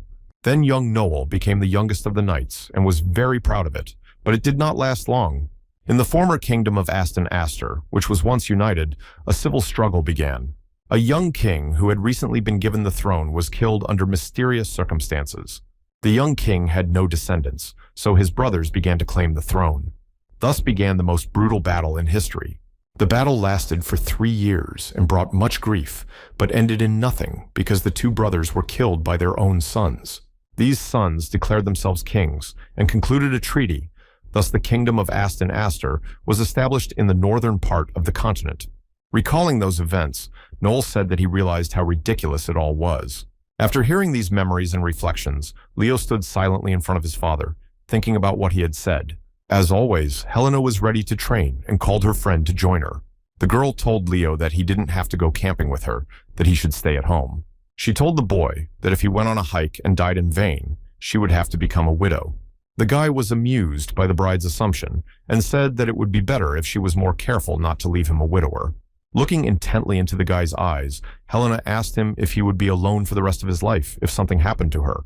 The young man tried to turn it into a joke, saying that it all depends on her behavior. Irritated by this answer, the young woman rushed at him with a training sword, saying that he should have answered that he would be alone forever. Deftly repelling his friend's attack with a wooden sword, the young man smiled. The boy replied that if this military campaign was inevitable, he would do everything to ensure that the two of them returned from it unharmed. After all the speeches, the training battle between the young people broke out with renewed vigor. The young people skillfully conducted attacks against each other and skillfully repelled the enemy's blows. All this time, the boy was thinking only that he did not want his girlfriend to die alone like the last time. But he probably shouldn't have gone so deep into his thoughts while distracted by the competition with his friend. With a series of deft strokes, the girl managed to knock the sword out of the enemy's hands. This time, Leo lost the fight to his more agile and skillful opponent. His girlfriend scolded him, saying that if he cheered in the clouds during a real battle, he would not survive. The boy was so focused on the campaign that he decided to think of a plan to make Helena a princess after the battle. Time passed and a military campaign began, in which this time, Leo was with his bride. The young people were in the same unit, so they were almost always close to each other. After a long walk, Helena sat down on a log, tired, and kicked off her boots. The young man, speaking to her in a stern tone, said that he had told her not to drag her feet on the ground. The surprised girl saw the young man carrying a barrel of water to her. Putting the barrel on the ground in front of Jelena, he ordered her to dip her injured leg in the water.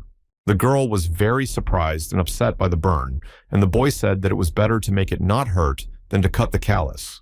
The young woman asked how he knew that her leg hurt because she hadn't said anything about it. Tenderly caring for his fiancée, Leo replied that he already knew everything about her. Finally, she said that she was feeling much better and asked how he managed to be so calm all the time. The young man thought that it turned out that the time he spent in the army in his real life could be useful in a situation like this. A young man told his girlfriend to rest a bit after a difficult transition. He took full responsibility for setting up the tent for both of them. The young woman continued to sit on the log and reflected on how strange her friend was behaving. Finally, Leo managed to set up a large tent where they will be able to stay for the night. Tired from the hard journey of the day, the boy settled down to rest. But his hopes for rest were not realized because Helena came into the tent, clearly intending to talk. The girl settled down next to him, playfully asking if he remembered that they were engaged. The guy was smiling gently, looking into the face of his bride. The girl blushed under the scrutiny of her friend. Then Leo had to blush when his girlfriend asked when they would become a real husband and wife. Since the boy didn't respond to this, his girlfriend was offended. And then she attacked him, saying that he stinks and needs to take a bath if he wants to sleep in the same tent with her. The boy jokingly fought back, telling her to leave him alone and suggesting that she just go to bed. In arguing in this way, they made a noise that was heard by the residents of the tents next to them. 2 months into the campaign, minor skirmishes have left a certain mark on the soldiers, with losses occurring almost every day. Each time, Leo found it easier and easier to win these small battles. One day, the guard of their camp shouted loudly that he saw knights nearby. Indeed, 2 people in knightly garb, a young man and a woman with red hair, were hiding in the bushes. The strangers realized that their hiding place had been exposed by a group of armed men approaching them. The young knight was nervous, but the red-haired lady was not at all confused and behaved very confidently. The warriors of the tribe wasted no time in bravely attacking the enemy knights. The red-haired warrior was very skillful with her weapon, easily repelling the attackers' attacks. She shouted loudly to her partner, calling him Deros, so that he would not be afraid because their opponents were simple soldiers, no match for knights. Obeying the order of his partner, the young man exclaimed that knights are not afraid of anything, and rushed into battle. Despite his young age, the knight was good with weapons and skillfully repelled the attacks of his attackers. The young knight did not stop for a minute, striking his opponents blow after blow. More than one tribal warrior has fallen to the sword of the brave young knight. Leo and Helena were surprised at the losses to their unit caused by these two knights. Side by side, the friends rushed to the invincible warrior named Deros. The young knight deftly deflected the attacks of his attackers, but his current opponents were more experienced than ordinary soldiers. The red-haired warrior was still dissatisfied with the young knight's fight and exclaimed that he was acting like a girl because he could not overcome 5 soldiers. The knight said that Ms. Katrina was mistaken because his opponents were not so weak. Leo froze when he heard this name, remembering that the last time he had seen Helena in this scenario, it was Katrina who had taken her life. Even the sound of this name made the young man's eyes darken and his head spin. A hateful name that he can never forget because it is Helena's main enemy. These thoughts seemed to give the young man new strength in the battle that was going on right now. He and Helena worked well together as a pair, almost taking turns attacking the young knight. He showed remarkable courage and strength in facing 2 such surprisingly strong opponents. Finally, the girl managed to deliver such a powerful blow that it knocked the enemy back a few steps. Surprised by the unexpected strength and skill of a seemingly not very dangerous opponent, the knight called out to Katrina for help. Another warrior from their squad rushed to Leo and Helena's aid, and 2 soldiers fought alongside the red-haired fury. Katrina dealt with 2 soldiers who attacked her and shouted to Deros to stop joking and fight to the fullest. Her fellow knight could only reply that he was not joking and was fighting with all his might.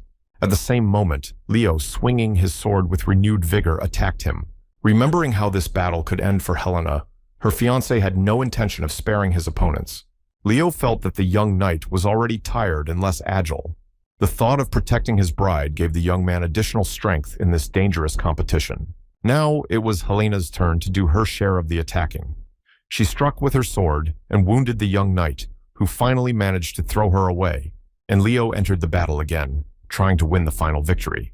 Finally, the young man dealt a decisive strong blow to his opponent, which put an end to this battle. At the same moment, Leo heard the game's voice announce that the player had received the Lone Knight achievement. Each time he meets a knight, he will become even stronger. Standing over the defeated knight, the young man reasoned that the knights were very strong, and it took 5 warriors to defeat one of them. But the battle was not yet over. Katrina loudly called out to her associate Deros. After a moment, her forehead darkened as she realized that the young knight was defeated. Like a fury from the sky, she rushed with her striking sword at the warriors of the tribe. The red-haired warrior's attack was lightning fast and deadly for her opponents. Her sword seemed to be enchanted, as it struck in all directions with the speed of lightning. The furious knight showed no mercy to her enemies, striking them down one by one. When she stopped her perilous dance, Leo called out to her, calling her name Katrina. The red-haired fury, fixing her hair, which had become disheveled during the battle, asked how the boy knew her name. The boy, holding his sword at the ready, remembered that the last time Helena had died in this scenario, it was around the time he was now. The young man was thinking about the game's development because in this version of the plot, he was directly confronted with the one that caused the death of his fiancée last time. The warrior asked sternly which of the 2 young men had impressed Deros. Leo replied with a challenge that it was he who had defeated the young knight in battle. The angry fury was looking at the young man's face and reflecting on the fact that the power of mana, given to people by the gods, is present everywhere, but not everyone knows how to use it. While striking him, she seemed to feel an unknown force in the boy, as if he had mana. Although the young man's sword skills were not perfect, his extensive experience in battles was an advantage. The knight, holding back her blows, said that the boy was a very professional fighter despite his young age. Katrina's lips tightly pressed together. She tried to understand why Deros had lost to this guy. The red-haired warrior realized that if she was not careful in this battle, she too could be defeated. Leo listened to his feelings and realized that his strokes had become stronger, perhaps because he had gained a new achievement in the game. The young man heard the warrior say through her teeth that he fought quite well for a simple soldier. With an ominous smile, she said that time was still not on the guy's side, and now she would fight to the fullest. The surprised young man thought that the warrior's eyes turned red and seemed to radiate some unknown power. It seemed like time had stopped and nothing existed around them but their fight. And then there was a moment in the battle when it seemed that the knight was about to win, dealing crushing blows to Leo. At that moment, as if from the ground, Helena appeared in front of her, protecting her fiancé with her sword. The girl did not hesitate to attack the invincible warrior with fury. In a moment, her fiancé was already there, having recovered from the blow. The red-haired Fury really had a special gift, and it seemed that young people would never be able to defeat her. And once again, Helena rushed to deflect the knight's blows to give her friend a breather. Leo did not let his friend stay in the fight with the Fury for long because he realized the extraordinary power that emanated from this woman. These coordinated attacks by the young couple really irritated the red-haired warrior. Fiercely attacking her enemies, Katrina seemed more like a mythical character than an ordinary knight. The thing was that the red-haired warrior noticed that the girl was weaker than the boy and decided to get rid of her first. The knight dodged Leo's attacks and directed her attack only at the weaker opponent. The Fury finally achieved its goal by sending a devastating blow to the girl. After screaming frantically, Helena felt as if lightning had struck her right hand and realized that her arm had been severed from her body. Disarmed and severely wounded as if in a last-ditch effort, the young woman ran at Katrina and knocked her down. Not realizing what had happened to his friend, Leo also threw himself at the knight, pinning her to the ground. With her left hand gripping the sword, Helena struck the last blow in this battle. Breathing heavily, the young people stood next to each other, trying to come to their senses. Barely breathing, Helena smiled and said that they had won a good victory.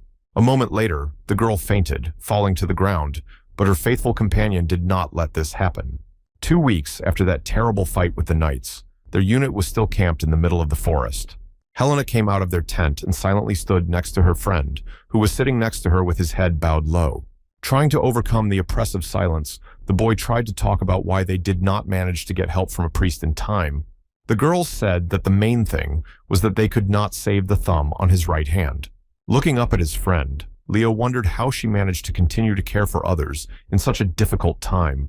The young man asked her how she was feeling now, and he said that she was much better. Standing next to her friend, Helena felt the breeze swaying the empty right sleeve of her shirt. The boy said that he had heard that a prince was coming to their camp, but Helena was not very interested in this information. Looking at her friend, she asked him if it was true that he was going back home, and quietly said that she also wanted to return to her family. The friends heard a soldier with an injured arm from their unit calling their names. The soldier clearly reported that a senior officer was calling them in immediately. The young people went to the main tent where the headquarters was located, and the chief officer of their unit was present. The soldier got straight to the point, asking whether his subordinates had heard that the prince would soon be arriving at their camp. The friends learned that after the parade, His Highness would give awards to those soldiers who had distinguished themselves in battle. Then the officer said that he wanted to recommend that they both be awarded, and Leo began to thank him. But their boss continued. Only Leo alone should go up on the stage to the prince during the celebrations. When asked by his subordinate why, the officer replied that if a soldier without an arm went to the prince, the morale of the soldiers would suffer. The boy vehemently argued that it was only thanks to Helena that they managed to defeat those knights, and that she deserved honor and reward the most. The young man tried to console his girlfriend, saying that if the officer believed she did not deserve the award, he did not need any reward. Looking down, the chief officer said that, of course, the management highly appreciates the merits of each of them. Silently turning around, Helena and her friend left the room where the headquarters of the chief officer was located. The next morning, the bugles announced that His Highness Prince Arnold de Klaus had arrived at the camp. All the soldiers lined up along the red carpet where the prince was entering the dais and bowed their heads in respect to the royal person. In the front ranks were soldiers who had distinguished themselves in heavy battles with the enemy, including Leo and Helena. Leo heard the voice of the game that he had gained the achievement of meeting the prince and won the favor of Arnold de Klaus and all the nobles who served the royal family. The soldiers listened attentively to the prince's speech, which praised those who had sacrificed themselves for the kingdom of Aston. The Klaus family promised not to forget this devotion. All the soldiers present were promised a decent reward for their brave deeds during the campaign. Leo climbed up on the platform to the prince, who put his sword on his shoulder and said that he was granting the honorary title of knight to Leo Dexter. Standing among the soldiers, Helena watched her comrade fulfill the biggest dream of her life and become a real knight. The very next morning, the friends packed up their belongings and left the military camp on their way home. As usual, the friends walked alongside each other, and Helena said that maybe when they returned home, she would learn to cook, which confused her friend. The girl continued to make plans for the future, saying that she wanted to open a small shop selling light meals and drinks. The guy was amused by this statement of his girlfriend, and he asked laughingly whether she would generously treat her customers to strong drinks more than food. Continuing this cheerful conversation, the young man asked if the owner of the shop would treat him to a free meal. Looking at his friend, who was happily saying that everything in her store would be free for friends, Leo smilingly said that she would quickly go bankrupt. The girl, laughing, said that the money she received as a reward for her service would be enough for 2 or 3 such bankruptcies. And finally, the young people approached their hometown with excitement and anticipation. Standing in front of her parents' house, Helena was excited to see her family. The chief of the Dehorman tribe and his wife ran out of the house to meet her, alarmed by her parents. Hugging their daughter who had finally returned, and seeing her in such a state, the parents shed bitter tears and could not say a word. So Leo approached the castle and saw Lord Noel walking toward him. For a few seconds, the father and son stood opposite each other, staring at each other intently and saying nothing. Then the father hugged his only son, whom he had been waiting for 8 months to return from the dangerous campaign. Despite the fact that their army was victorious, the young men returned home with the gloom of defeated soldiers. The 2 friends went to the training ground where they always held their competitions, and Helena took the sword in her left hand in thought. Her friend said it would be good to practice with a one-handed sword and shield, and asked his friend if she wanted to try it now, to which the girl sadly smiled and said that she had nothing to hold the shield with. The young man embarrassedly replied that everything would be fair, no privileges for him, they would compete without any shields. The young man was very sad to see his friend, but he tried to keep her in a good and cheerful mood. The friends began an unusual training session with Helena holding the sword now with only one left hand. The girl enthusiastically started doing the exercises, trying to hold the sword tightly in her left hand. Sometimes she even managed to deflect a sword strike from her training opponent. But holding a weapon with my left hand for a long time was unusual and completely uncomfortable. Her comrade, also holding his sword with his left hand, tried to practice simple exercises. Then the young woman tried to attack the opponent, adjusting to the use of the sword with her left hand. Suddenly, without calculating his strength, Leo unintentionally struck quite a blow. His friend almost stopped the blow, but then lowered her sword and head. Concerned about Helena's reaction to this unsuccessful training, the guy began to say soothing words and rushed to her side. The young man hugged his friend and gently comforted her. Bitter tears ran from the girl's eyes from the very beginning of their training battle. She did not say a word. Looking directly into Helena's eyes, the young man said he loved her and proposed marriage. At first, the girl pulled away from him and looked into his face in silence, swallowing bitter tears. Then she turned away, threw the sword she was still holding to the ground, and quickly left the training ground. The young man shouted after her, begging her to give him an answer to the proposal. The young woman kept walking away without saying a word to him. Finally, she stopped and bowed her head down and firmly said that she did not want to do this. The question of why never escaped Leo's lips, who wanted to hear a completely different answer. Already sobbing loudly and unable to hold back her tears, Helena called out to him to look at her carefully.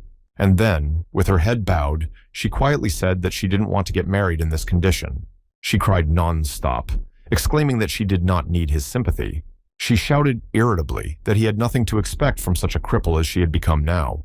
Ignoring these words of despair, the young man hugged his bride tightly. He looked her in the eyes and told her that none of this mattered and that all he needed in his life was her. Holding Helena in his arms, Leo told her that he loved her and kissed her gently. At the same moment, the figure of his beloved began to disappear into thin air, and he heard a voice thanking him for playing the game, raising Helena.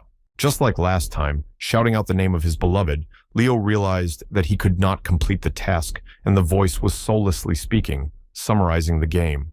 That Dexter Leo's last profession is a noble knight married to Einar Helena. Helena's profession is cook, and she is married to Dexter Leo. The player learned that after getting married, Helena gave birth to 3 children, opened a small tavern, and lived happily with her husband for the rest of her life. The boy thought that he was relieved that this time Helena did not leave the world young, but was happy living with her husband and family. Continuing the usual flight at the end of each stage of the game, the young man was sure that this time he had made Helena happy, and was glad to have taken revenge on her offender Katrina. Hovering over the abyss, the player heard that this time he did not complete the scenario, but received the skill achievement of transferring skills. Thanks to this scenario, the player realized that he did not yet have the strength to make Helena a princess. Then he had a thought that he missed his real parents and his beloved Jae-ha. And once again, Minseo realized that he was sitting on the dirty, cracked slabs against the wall of the house next to his unhappy sister. It was again a small, abandoned alley in the town of Orville. In a barely audible voice, my sister said she was thirsty and hungry. Feeling for the wallet on his belt, the boy put his arm around his sister's shoulders and said that now they could eat. The player remembered very well how this sad scenario ended last time in the game. Supporting the frail body of the weak girl under his elbow, Leo helped her to stand up. The poor girl looked sadly at her older brother and said that they would not be able to find anything to eat because it was already evening. Despite these words, the young man confidently took her hand and led her away from the dirty alley. They went to the market square, where there were many other vendors offering their goods. The bewildered, promiscuous girl in her drag, following her brother, looked around dreamily, marveling at the variety of food on the shelves. Two beggars stopped when they reached a food shop where the owner had treated them to some scraps last game. At the same moment, a big man with a huge stick in his hands came out onto the porch, clearly intending to drive the beggars away. In a harsh voice, the man ordered them to leave, good and healthy, before he got angry.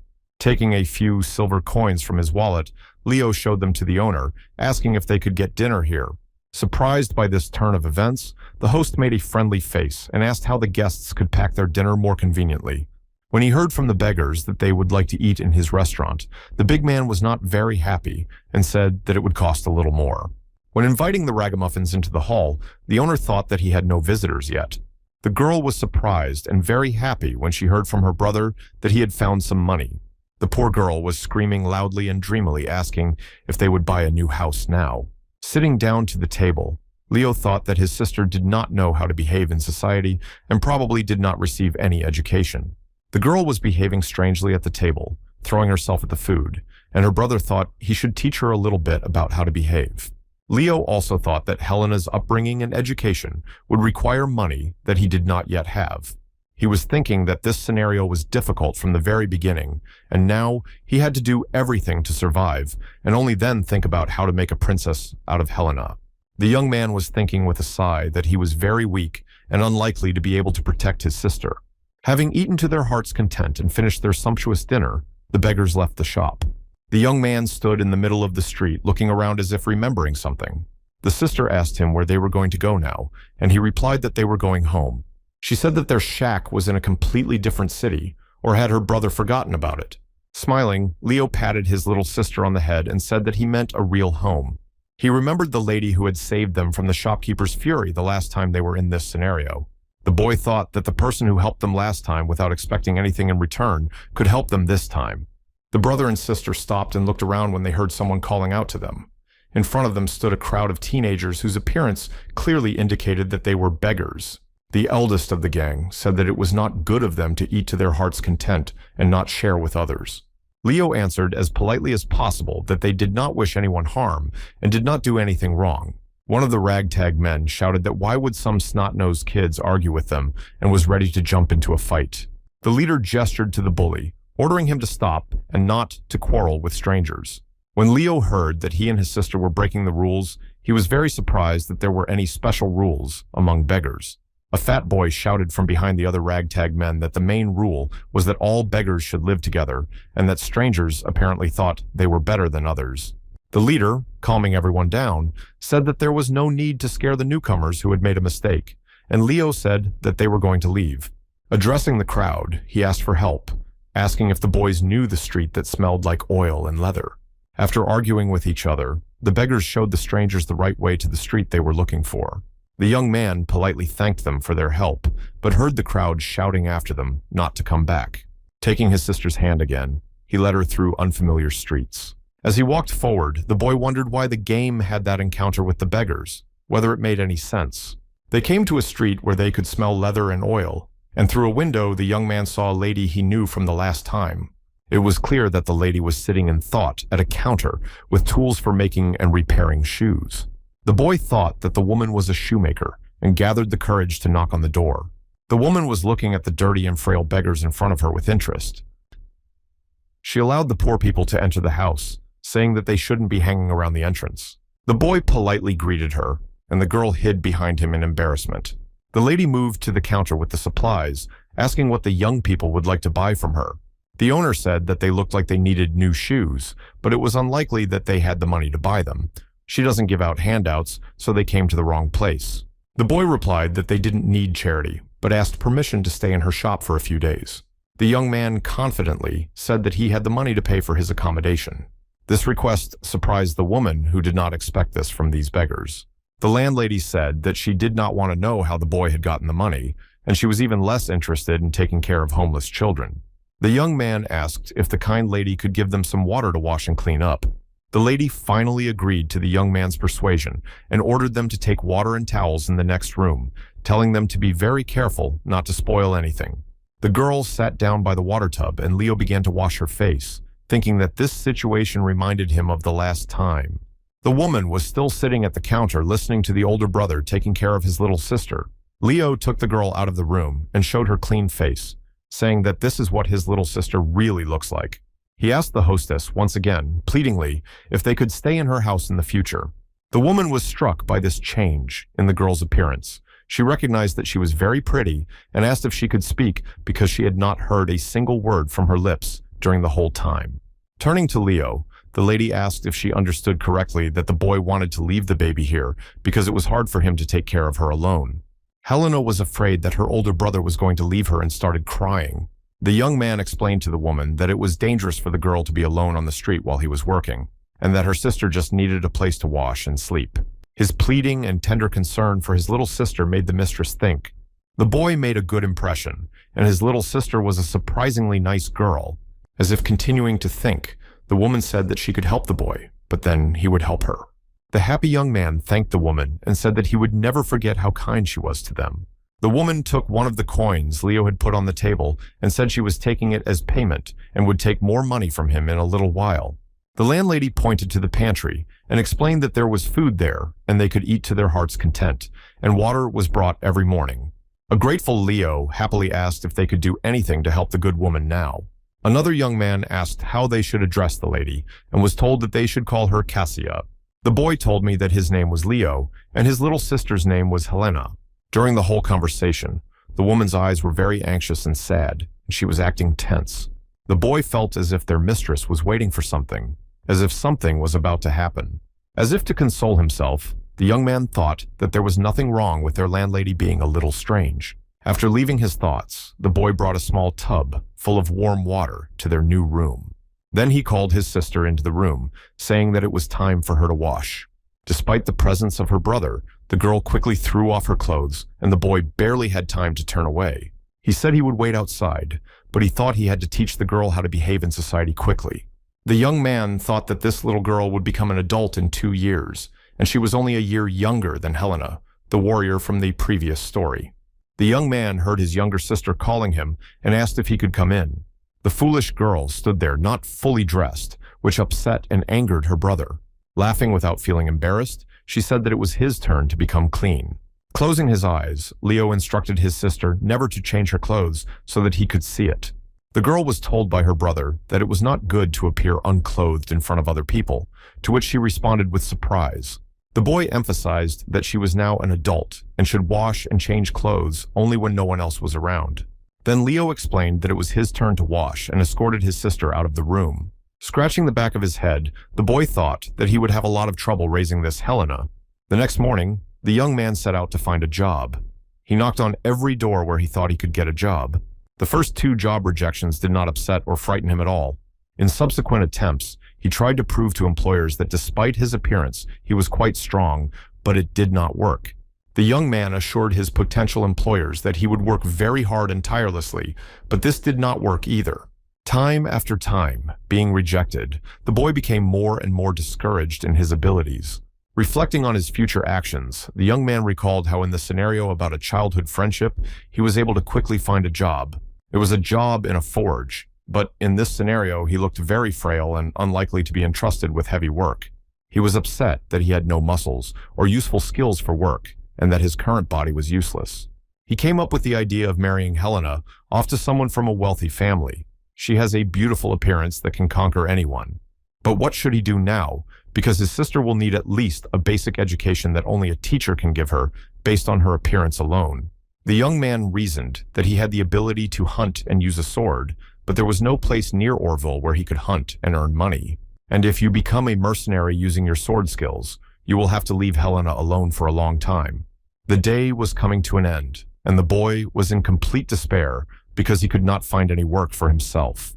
The streets of the city were already plunging into nighttime darkness when Leo slowly took one of the coins from his pocket and began tossing it.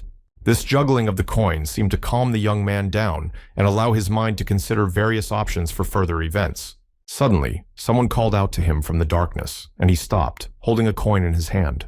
A scruffily dressed big man came out of the alley and offered to talk to him for a while, smiling predatorily.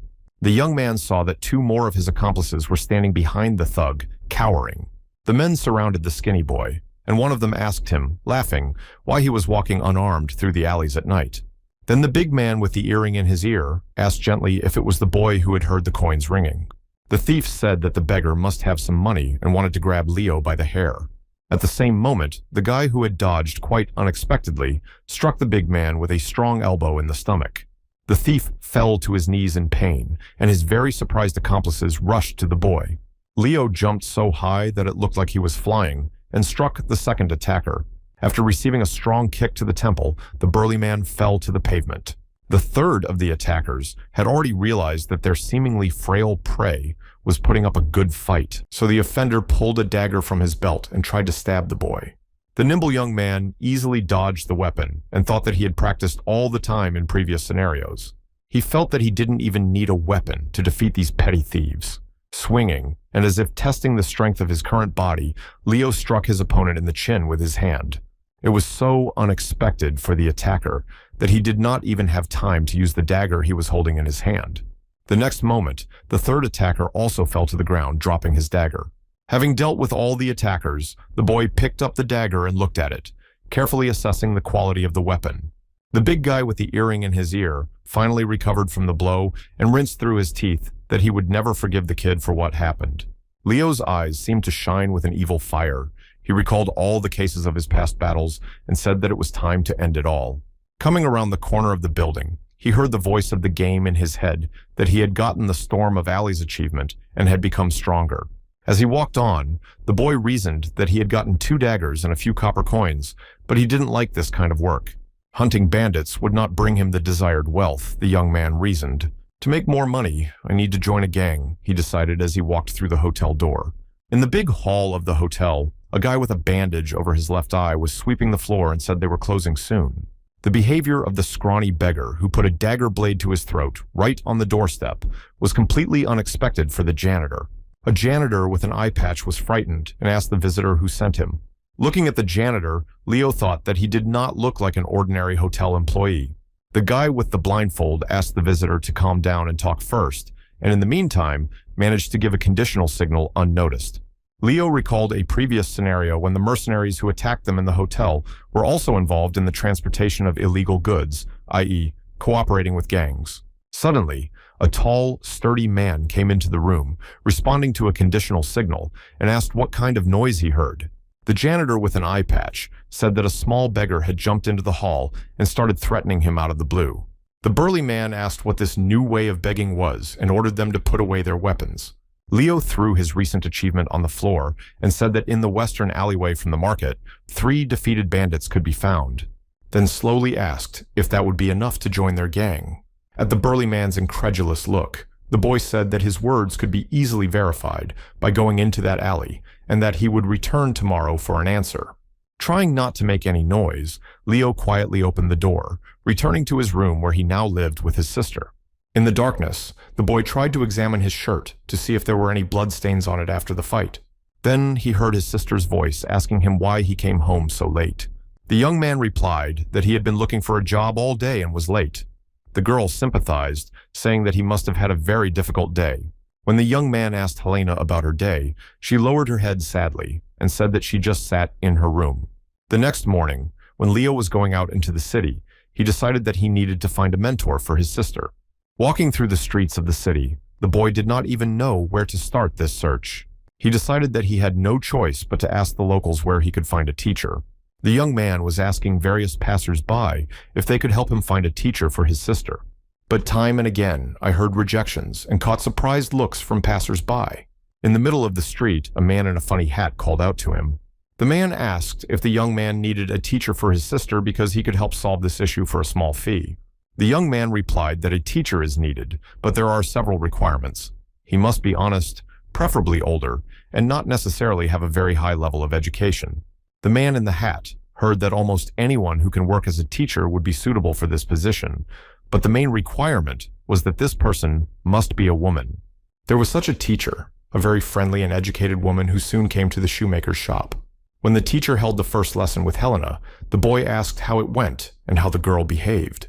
The teacher said that the girl was very nice, and she understood why her brother decided to find a mentor for her, and added that she would not tell anyone about her new mentee.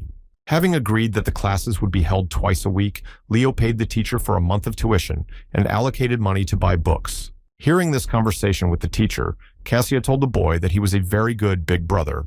The young man replied that he had to leave again and leave the girl under the supervision of the owner. At that time, Helena was idly playing with a book in her room and asked her brother if he had managed to find a job today. In a not-so-confident voice, the young man replied that maybe he had succeeded, time would tell. As soon as darkness descended on the city, Leo went to meet the janitor he had met yesterday. The janitor ordered him to follow him and led him to an unknown building. When Leo entered the room, he saw a hairless man sitting at a desk, writing something with a pen. The janitor, calling the man his boss, reported that he had brought a visitor yesterday. The boss got up from his desk and walked over to the boy. The man was probably 2 heads taller than the frail young man.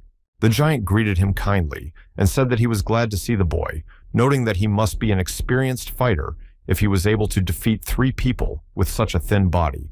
Leo, upset, said that he was not such a professional and was told that they would find out. The man ordered the boy to follow him because he wanted to see his dexterity in action. They were walking through the streets of the city, and the boss asked if the guy's main weapon was a dagger and heard that he preferred a 2-handed sword. This surprised the man, and he said that the young man must be a descendant of a knightly family with such and such preferences in weapons. They came to a room that looked more like a warehouse than a home, where 3 young men were resting on the hay. When the young men saw the bald man, they jumped up and bowed low in greeting, and he smiled, saying that he had not come to scold them. Then Leo heard his boss order him to bring 2 wooden training swords, and that one of them had to be 2-handed. The strongest guy of the 3, named Doll, was ordered by the boss to fight the newcomer. Doll said, smiling, that he would see what the new guy could do. Leo stared at his opponent without saying a word. Both young men took wooden swords. Leo took a 2-handed sword, and Doll a 1-handed sword and a shield. Leo reasoned that if he lost the fight now, it was unlikely that he would be released unharmed. Preparing for an interesting spectacle, the bald man sat down on a pile of straw in the corner and told the fighters to fight at full strength and show what they could do. Smiling confidently, Doll said that a 2-handed sword is good for offense, but not very useful for defense. He barely had time to finish his sentence when Leo launched his swift attack. It was clear that the newcomer had no intention of saving his strength and wanted to win right away. Doll deftly repelled the enemy's attacks with his shield.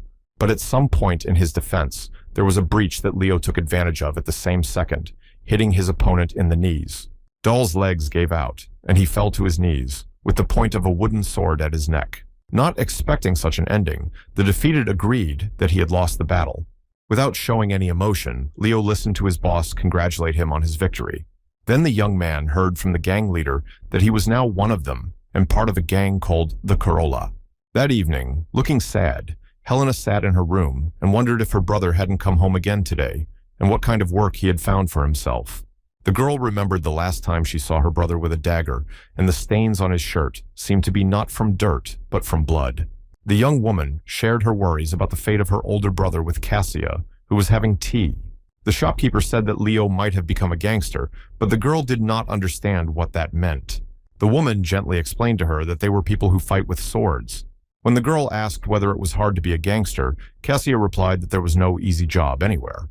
The door of the shop opened, and a teacher stood on the threshold, holding a book in her hands, and greeted the audience gently. With joy, Helena rushed to meet the kind old lady. The teacher would show Helena new books and ask her if she had completed the homework she had received last time. Why the girl was so sad during the lesson, the kind lady asked. The student was upset and could not immediately say the question that was bothering her. The young woman was concerned about who bandits were and heard from her teacher that they were people who stole.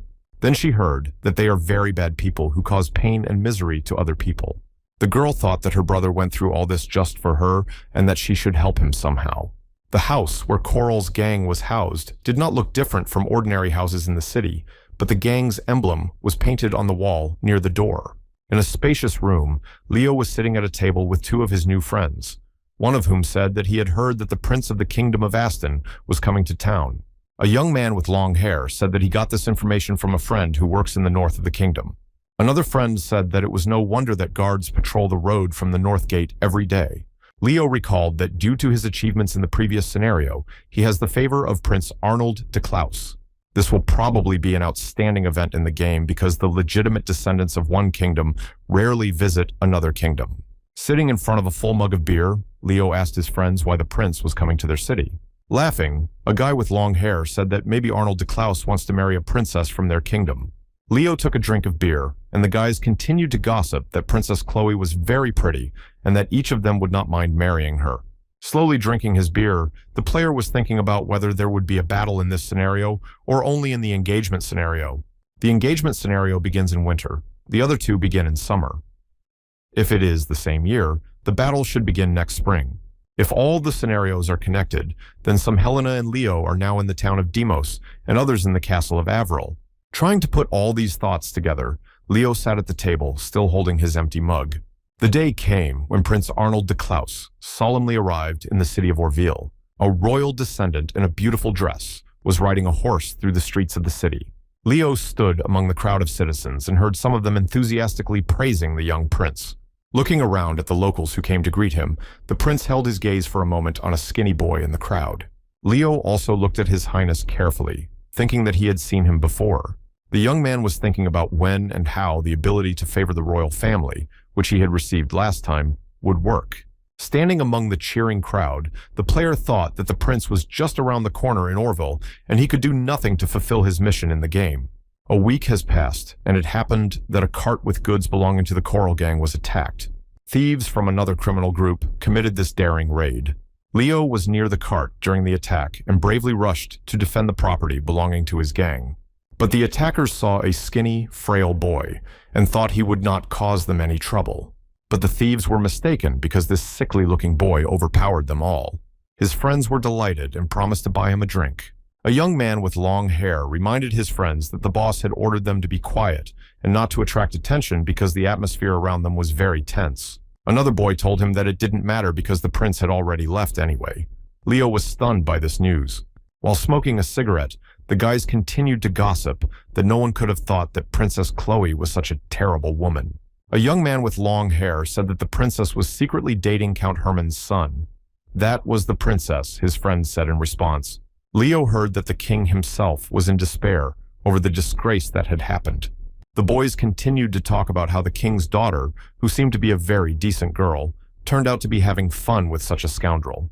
The young man found out that Herman Ferret was a famous swordsman and politician of the kingdom of Velita, and his son Gilbert IV is notorious for being a nasty, vile type.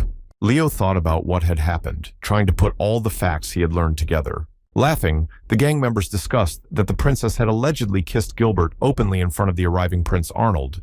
Leo smoked a cigarette and thought that the prince had left in a hurry after such a disgrace, and now his kingdom might start a battle.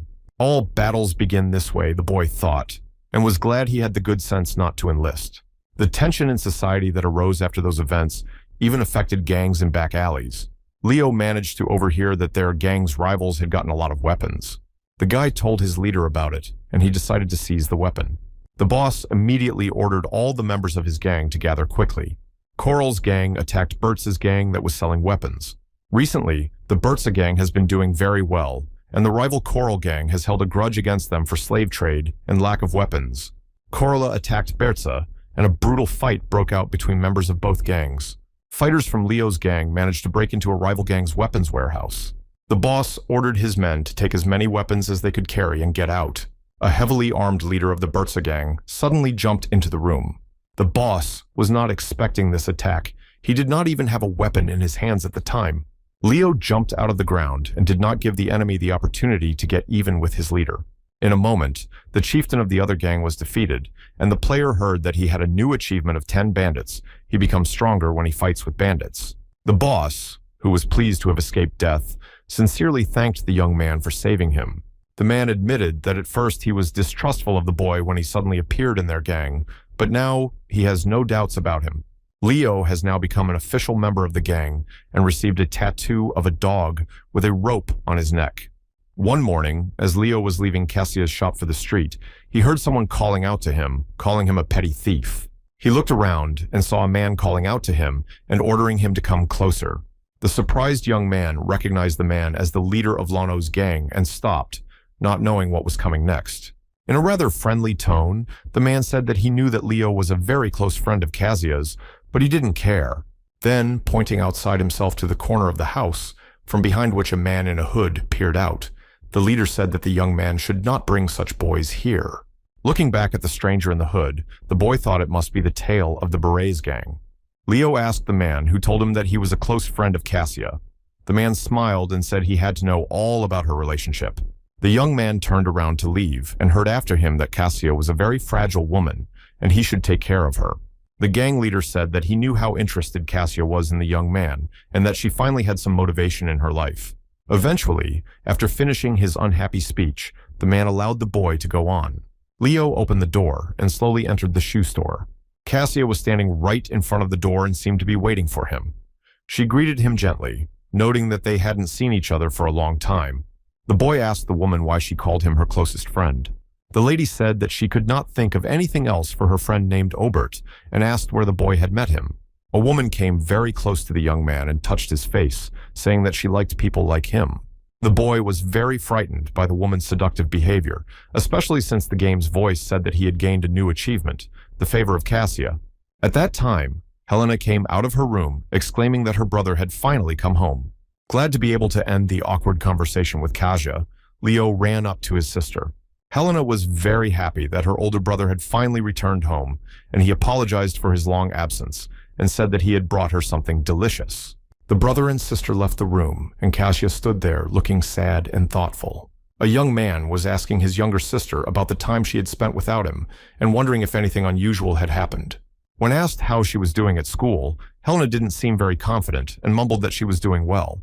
The older brother told the girl that even if he could not be home very often, she should still study very hard. When the girl saw a new small scar on her brother's face, she asked him what had happened to him. The young man patted the girl's head and told her that this little thing happened to him while he was working, and that she shouldn't worry about it. Looking closely at the tattoo on Leo's arm, his sister quietly asked him if he could quit his dangerous job. He tried to convince the girl that he earned a lot of money from this job, making a cheerful face. Then the young man assured his sister that as soon as their business went better, he would quit this job.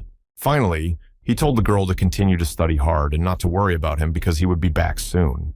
When the boy quickly left the house, Kasia continued to stand at her counter as if trying to work on her shoes. The woman heard Leo talking to his little sister from behind the door of the room.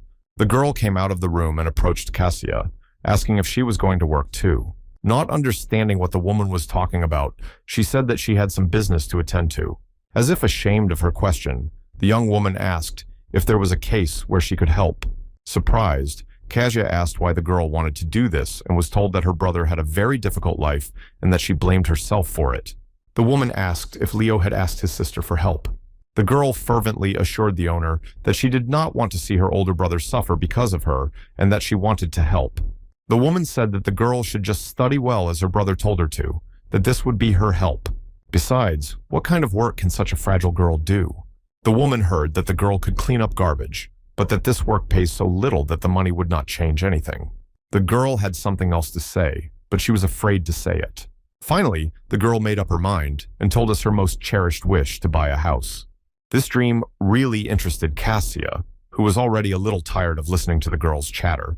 Happy to be listened to, Helena told us that her dream is to live in a big, beautiful house with her brother. As if reflecting on something of her own, Cassia said that most likely this dream was not for Leo's sake, but only because she wanted to. The young woman tried to convince the owner that if she bought the house, her brother would be happy.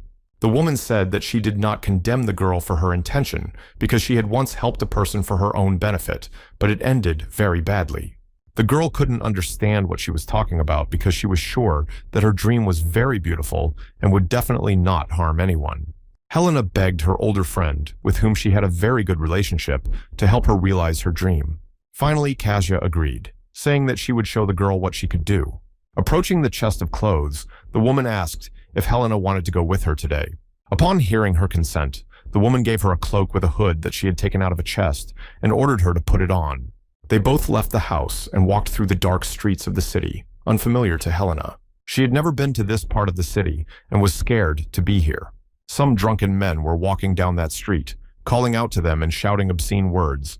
But Cassia didn't stop for a moment, and supporting her younger friend, she led her further down the red light street.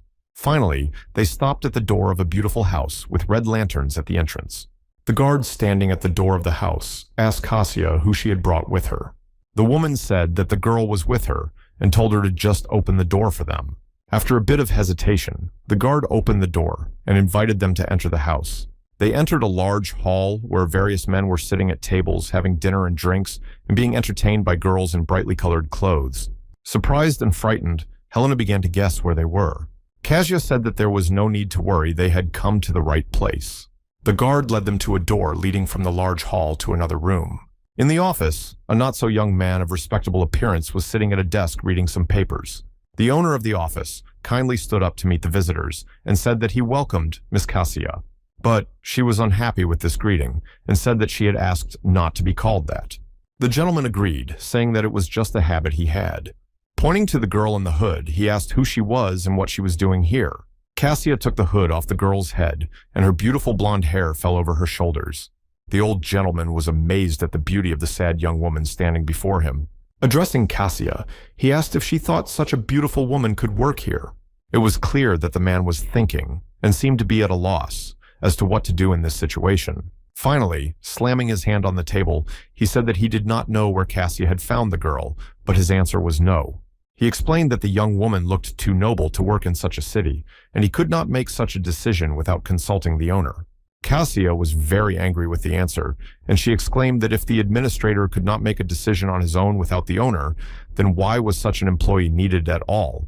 She grabbed the girl by the hand and dragged her to the exit, saying that there were many places nearby where she would be glad to be taken. The administrator asked Cassia to wait and said that he was just thinking about better conditions for such a beauty. The woman said with knowledge that they needed to organize a place for the girl where only very decent visitors would come.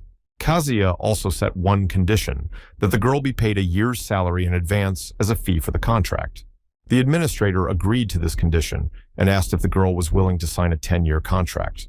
He also asked Helena if she was willing to start working tomorrow. Cassia said that her client would not sign a contract for the time being, but would earn as much money as she needed and leave whenever she wanted. Agreeing to all the conditions, the respectable man told Helena not to worry because the work was not very difficult and she would cope with it. After hesitating for a moment, the girl remembered her older brother, who told her to study hard. But she was determined to help her older brother and said she would do whatever she was told. Then, a respectable gentleman came up to Helena and said that his name was Breton Zoer, and he was honored to have such a great employee like her. The girl was embarrassed when this old gentleman kissed her hand with respect. The administrator escorted the visitors to the door and thought that Cassia probably hoped that the girl would not end up as badly as she did.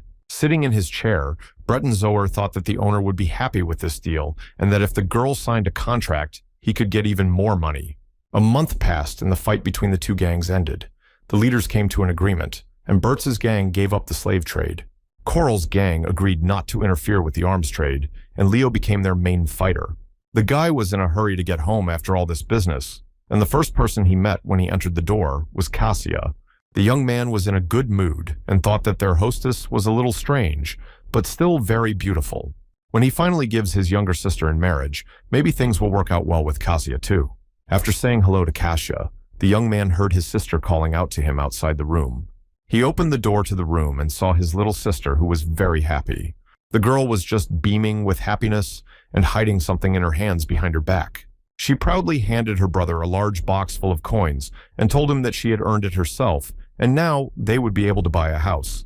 Leo stood there as if struck by lightning. He lowered his arms, and the chest fell to the floor with a thud. With horror in his eyes and a trembling voice, he asked his sister what she had done. He was furious and yelled at Helena for daring to do something behind his back. The girl didn't seem to see anything wrong with her actions, saying that she had just earned some money. Leo thought that his sister could not have done this on her own. It must have been Kasia who told her to do it. Grabbing the ill-fated chest of money, he threw it on the counter in front of Kasia, shouting furiously at her. He was furious and could hardly contain himself, asking the woman what she had done to his sister. She remained calm and replied that she did not see anything wrong with it. She just showed the kid how to make some extra money. Helena held her brother's hand and didn't understand why he was so angry. He had always been so reserved and kind. Kasia said that she personally sees nothing wrong with making money. Leo could not contain his anger and grabbed the woman by the clothes, shouting in her face why she did not at least ask him before doing this. Kasia was frightened by the behavior of the young man, who shouted that he had entrusted her with his sister and asked her to take care of her. The boy's rage seemed to have no limits, because what he had done had thrown all his plans into disarray. At that time, Helena crouched down and began to pick up the coins that had rolled across the floor. The girl was offended by her brother, for whom she was earning this money. Trying to defend Kasia, she said that she did not force her because she went and worked as hard as she could of her own free will. The young man could not believe that his sister was saying such terrible things. Leo seemed to be numb and only repeated one word for what, while tears ran from his eyes. Helena just couldn't understand why her brother was so angry and why he was crying now.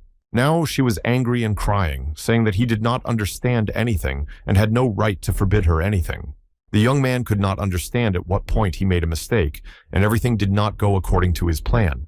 Sitting on the floor, Helena was sobbing, saying why her brother was saying such bad things to her. She actually believed that she had done nothing wrong, but only helped as much as she could. The girl thought that if her brother was so angry with her, he would probably leave her now, and she immediately ran out the door and ran out of the house. Leo jumped out into the street after the girl and tried to catch up with her. The boy shouted loudly for his sister to wait for him and not run away. But suddenly, someone's strong hand blocked his way and prevented him from catching up with Helena. Obert stood in front of him, blocking his path, and asked why he was yelling so loudly. Not in the mood for a long conversation, Leo pulled out a dagger from his belt and ordered the man to get out of the way. Waving the dagger in front of the surprised Obert's face, Leo told him to back off if he didn't want any trouble. The gang leader was very angry with the boy's behavior. People from Lano's gang were already running down the alley to help their leader. Obert told the young man to drop the dagger immediately, and if it were not for Cassius, he would have killed the insolent man without warning. The young man had no intention of backing down and threateningly demanded that his demand be fulfilled. The enraged Leo seemed to be out of control. Holding his dagger tightly, he rushed into battle. Blinded by his rage, he did not notice how other members of Lano's gang joined the fight. A strong and unexpected blow from behind knocked the young man down. Two strong attackers from Lano's gang held him tightly, pressing his face to the sidewalk. Leo tried his best to escape from the ambush, but the forces were unequal. The boy gritted his teeth and growled that if he had a two-handed sword, he would have killed them all. Obert ordered his henchmen to pick up the bully and lead him away. The boy was dragged to a shoe store, and the leader twisted his arms and pushed him through the open door. Still holding the young man, Obert asked Kasia what happened here. The woman said that the boy was angry because she had taught his younger sister to earn money. The leader asked if it was the girl that Kasia was hiding somewhere here. Obert forcefully pushed the guy to the floor, shouting that if he did something like that again, they would kill the entire Coral gang. Pretending not to understand the meaning of the problem, Kasia asked why the boy was so angry. An angry young man demanded to know where his sister could have run to which I heard the answer that she had probably returned to work, which Kasia herself sees nothing wrong with. An angry Leo approached the woman, asking through his teeth why she hadn't consulted him when she decided to do this to his sister. In response, Kasia shouted that it was really so important that she had found a job for the girl. Leo heard that the woman herself had once had to work this way for her sick father. The woman said she tried her best to save her father, who finally failed to overcome the disease and passed away. Leo said, through gritted teeth, that her sad story had nothing to do with him, only Helena was important to him.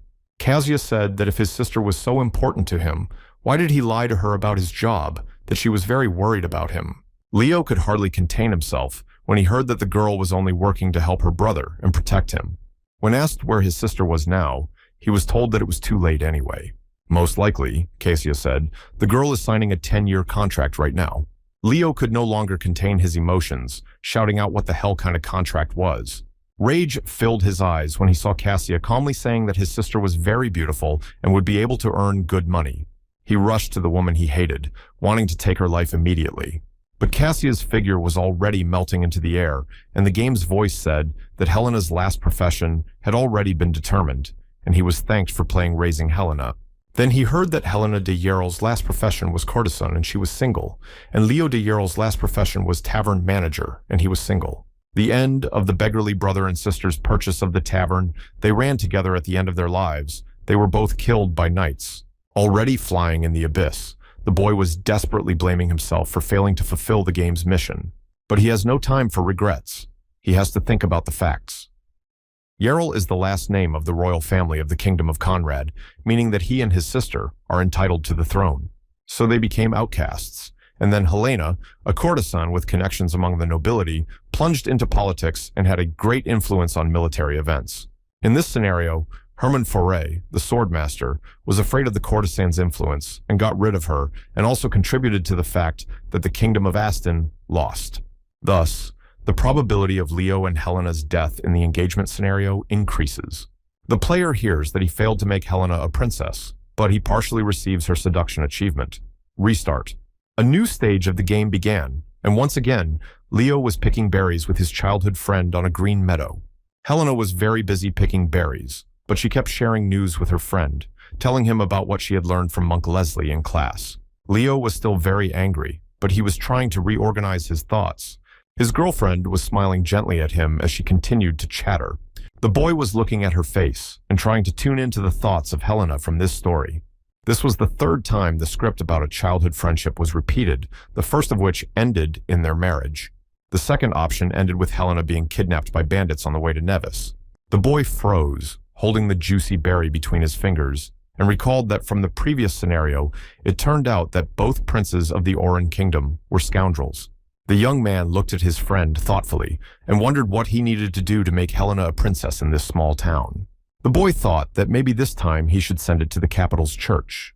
Then this Helena will be able to become a priest and fulfill her childhood dream.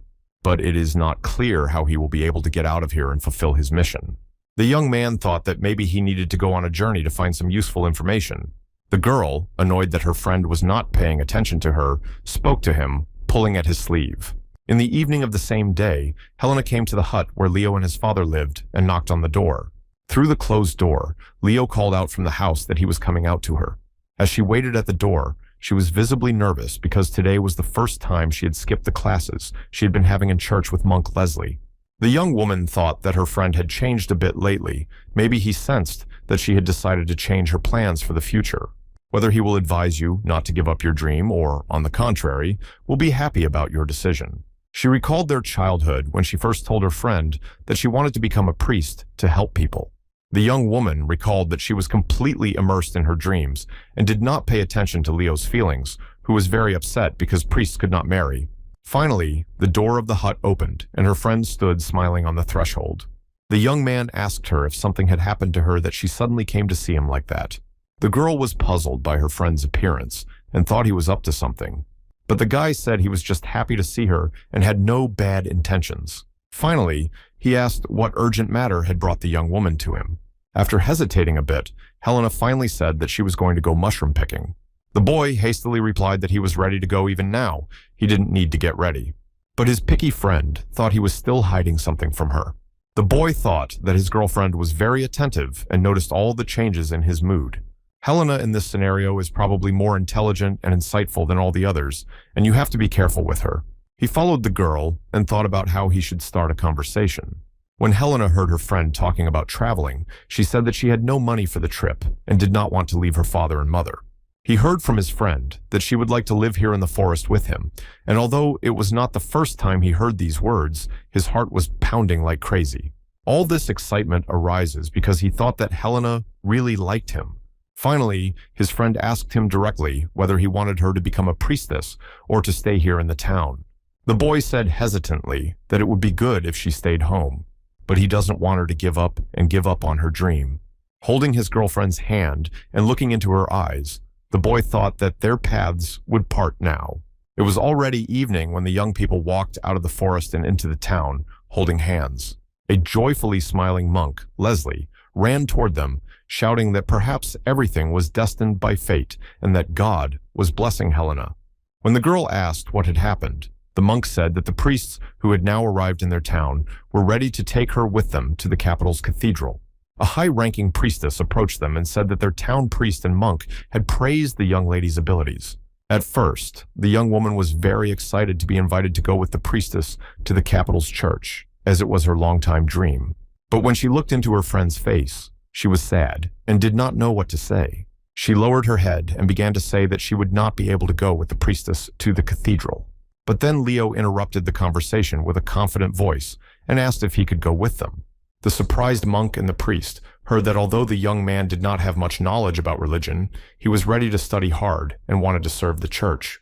My friend was also surprised by this speech, as she knew that Leo's family considered hunting a sacred mission. Despite the strangeness of such a proposal, the chief priestess looked at the young people carefully and understood everything. The priest said that she understood what was going on and believed that there should be no problems. But her companion, who looked like a knight in a priestly garb, said that this was impossible. The priestess looked at her companion and asked why this young man could not join them. Clearly and sternly pronouncing every word, the man said that this young man believed in a false god. The knight has already seen a similar tattoo on the boy's arm and understands what it means. The young man said that he always thought that this simple tattoo was the same as his father's. Perhaps it was just a hunting tradition. The stern knight said that those who believe in a false god cannot have anything to do with the church, and they can never become a priest in the church. Leo recalled his father's prayer that he offer the heart and head of the prey in the name of Barbatos, and asked him to accept this offering and protect the family. The priestess said that the boy belonged to a different religion, and that nothing could be done about it, but they could not violate the rules of their church. In despair, Helena shouted that then she would not go to the capital's cathedral either. If Leo doesn't go, she'll stay too, she said, ignoring Leslie's words that she shouldn't turn down such a unique offer. The priestess said that they were leaving tomorrow morning and that she would like to wait until the girl had made up her mind, but that was not possible. Hiding a sad smile, the priestess looked at the young people who stood holding hands. The priest believed that the best option would be for young people to decide for themselves what to do and for no one to interfere. She told her companion that the young people should be left alone and allowed to talk. Young people were walking next to each other. None of them knew what to do. The boy could not hold back his tears. Helena comforted him, saying that she would not leave him and would not go anywhere. In despair, Leo told her that she had to go because it was her life's dream.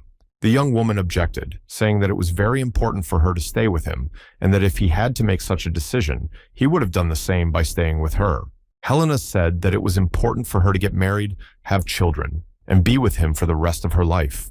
In response to this expressed desire, she heard her friend refuse. Leo turned away from her and walked away, and she shouted after him, asking why. The girl caught up with him, demanding an answer to her question, while the boy wanted to turn it into a joke, saying that it was too early for them to have children. It was so nice for the young man to stand next to his girlfriend, holding hands and looking into her face. Barely audible, the young man said that maybe they should spend that night together. Blushing, the girl lowered her eyes and accepted the offer. This night was theirs alone, and they spent it in an old mill on the outskirts of the town. In the morning, a rather large crowd of townspeople gathered near the priest's carriage as they were about to leave. Time passed quickly, but the visiting priestess was in no hurry to get into the carriage and leave. And then, in the small square near the carriage, Leo and Helena appeared, walking side by side. When the priestess asked her what she had decided, Helena firmly replied that she would go with them. The priestess replied that then they should immediately set off on their way to the cathedral. Hearing a shout asking the girl to wait, she saw her mom and dad running down the street towards her.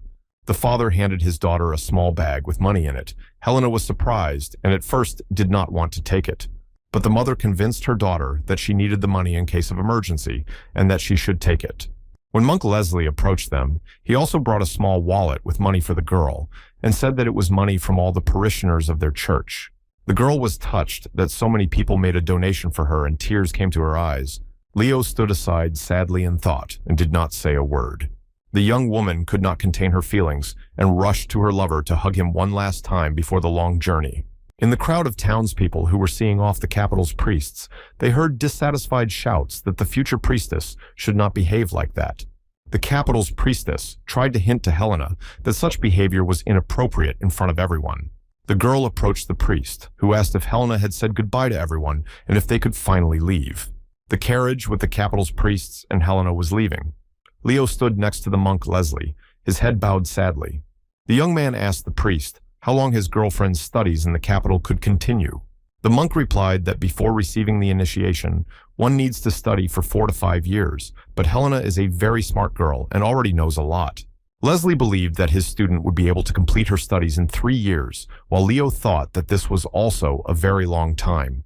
One day, while having dinner with his father, the young man heard that his hunting skills had become much better. After drinking the intoxicating drink from the mug, the young man said that he tried to study hard. The strong drink he tasted made him a little dizzy.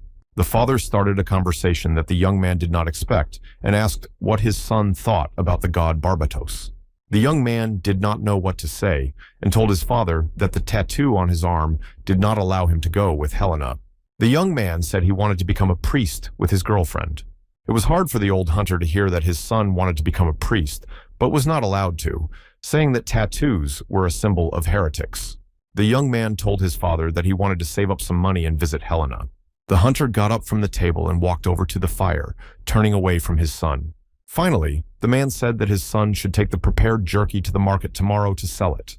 The boy was surprised that his father was letting him do it himself, because they had always done it together. The boy knew that his father did not like to talk much, and realized that the conversation was over when he walked out the door. Still sitting at the table, the young man wondered if his father had understood his intentions correctly. The next morning, walking through the forest with a full sack of jerky, Leo thought that he was very greedy for having collected so much product. Tired, he sat down and decided to rest for a while, but he heard someone calling out to him. A boy with freckles on his face from their town approached him, smiling kindly.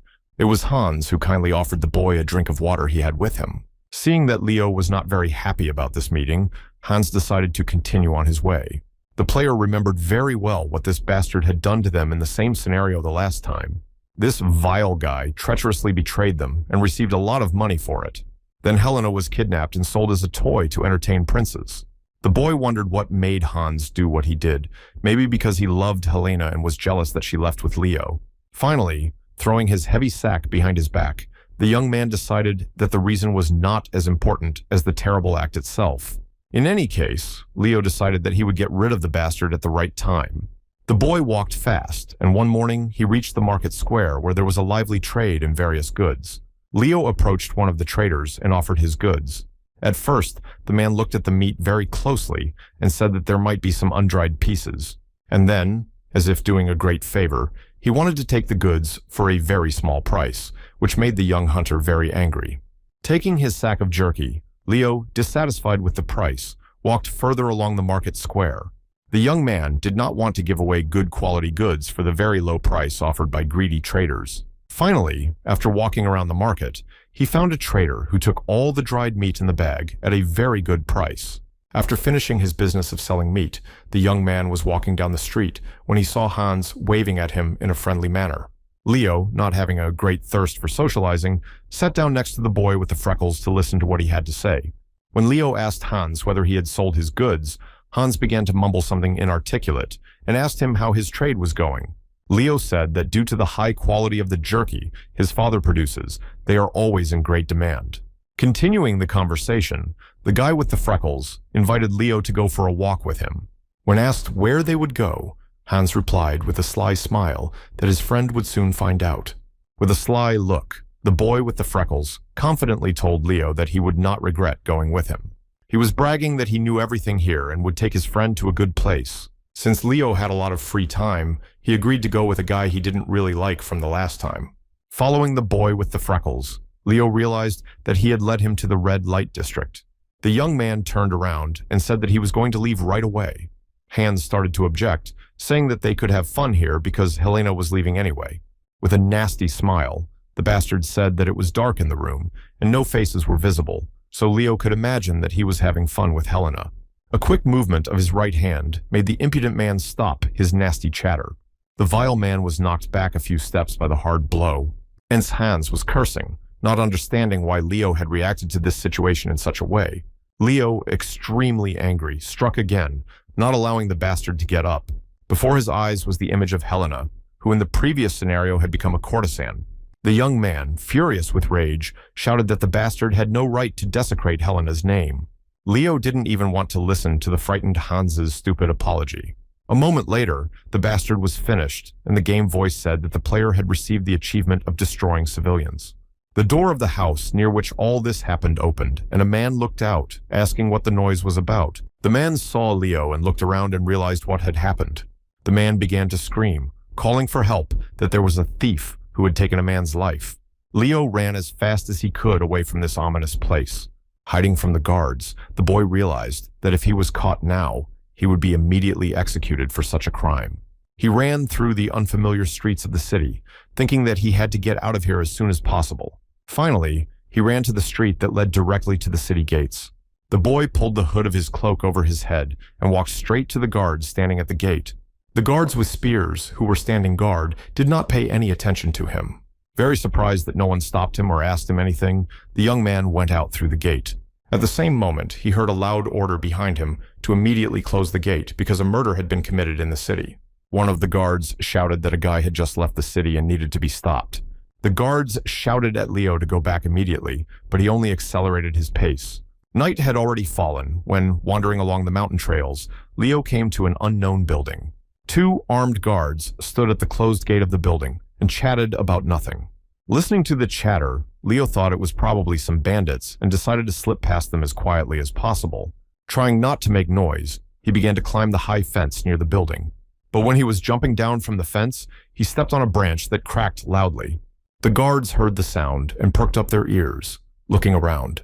Leo hid around the corner of the house and clutched his dagger tightly in his hand when one of the bandits approached him. The guard, who was not expecting the attack, was knocked down by Leo's first punch. When he came around the corner of the building, he saw a second guard holding a cleaver. Leo asked the frightened bandit if there was anyone else in the building, and the bandit asked him how he knew about the place. Leo thought that these bandits were much weaker than the street gangs of thugs, but that was not surprising because their prey were only defenseless residents and travelers. The young man asked the thief, who was begging for mercy, what was in the boxes that were standing near the building. In a humble voice, the bandit replied that there was only food and firewood. But suddenly, grabbing an axe that was lying on the ground, the thief rushed at the young man with it. A petty thief could not have known what a skilled warrior he was facing. After a treacherous attack, the defeated enemy begged the victor for mercy, but did not receive it. After finishing the case, Leo said to himself that you should only trust those who look trustworthy. He was thinking about what to do next. Maybe he should return to Deimos. In this world, science is not very developed, and all the inhabitants rely on the judgment of priests, thanks to whom the nearest towns probably already know about Leo. The boy thought that just leaving the area would be the best choice, but first he would sell the belongings of these bandits to be able to buy a horse. Thinking that by buying a horse he would be able to go in search of Helena, the boy did not notice how he found himself surrounded by new bandits. The three attackers were heavily armed and determined to get rid of the uninvited guest. But in a moment, Leo was already listening to his new achievement from the game. He is getting stronger fighting bandits and has the achievement of Master of the Mountain Hut. A carriage carrying Helena and her companions was traveling through the forest on a snowy winter road. The girl looked out the window and heard the priestess say that they had finally arrived in Lutetia. The young woman saw that they had arrived at the majestic building of the main cathedral of the Church of the Holy Cross, which governs all the churches of the continent. The priest said that Helena would enter the school on her recommendation and that she would like to visit her from time to time.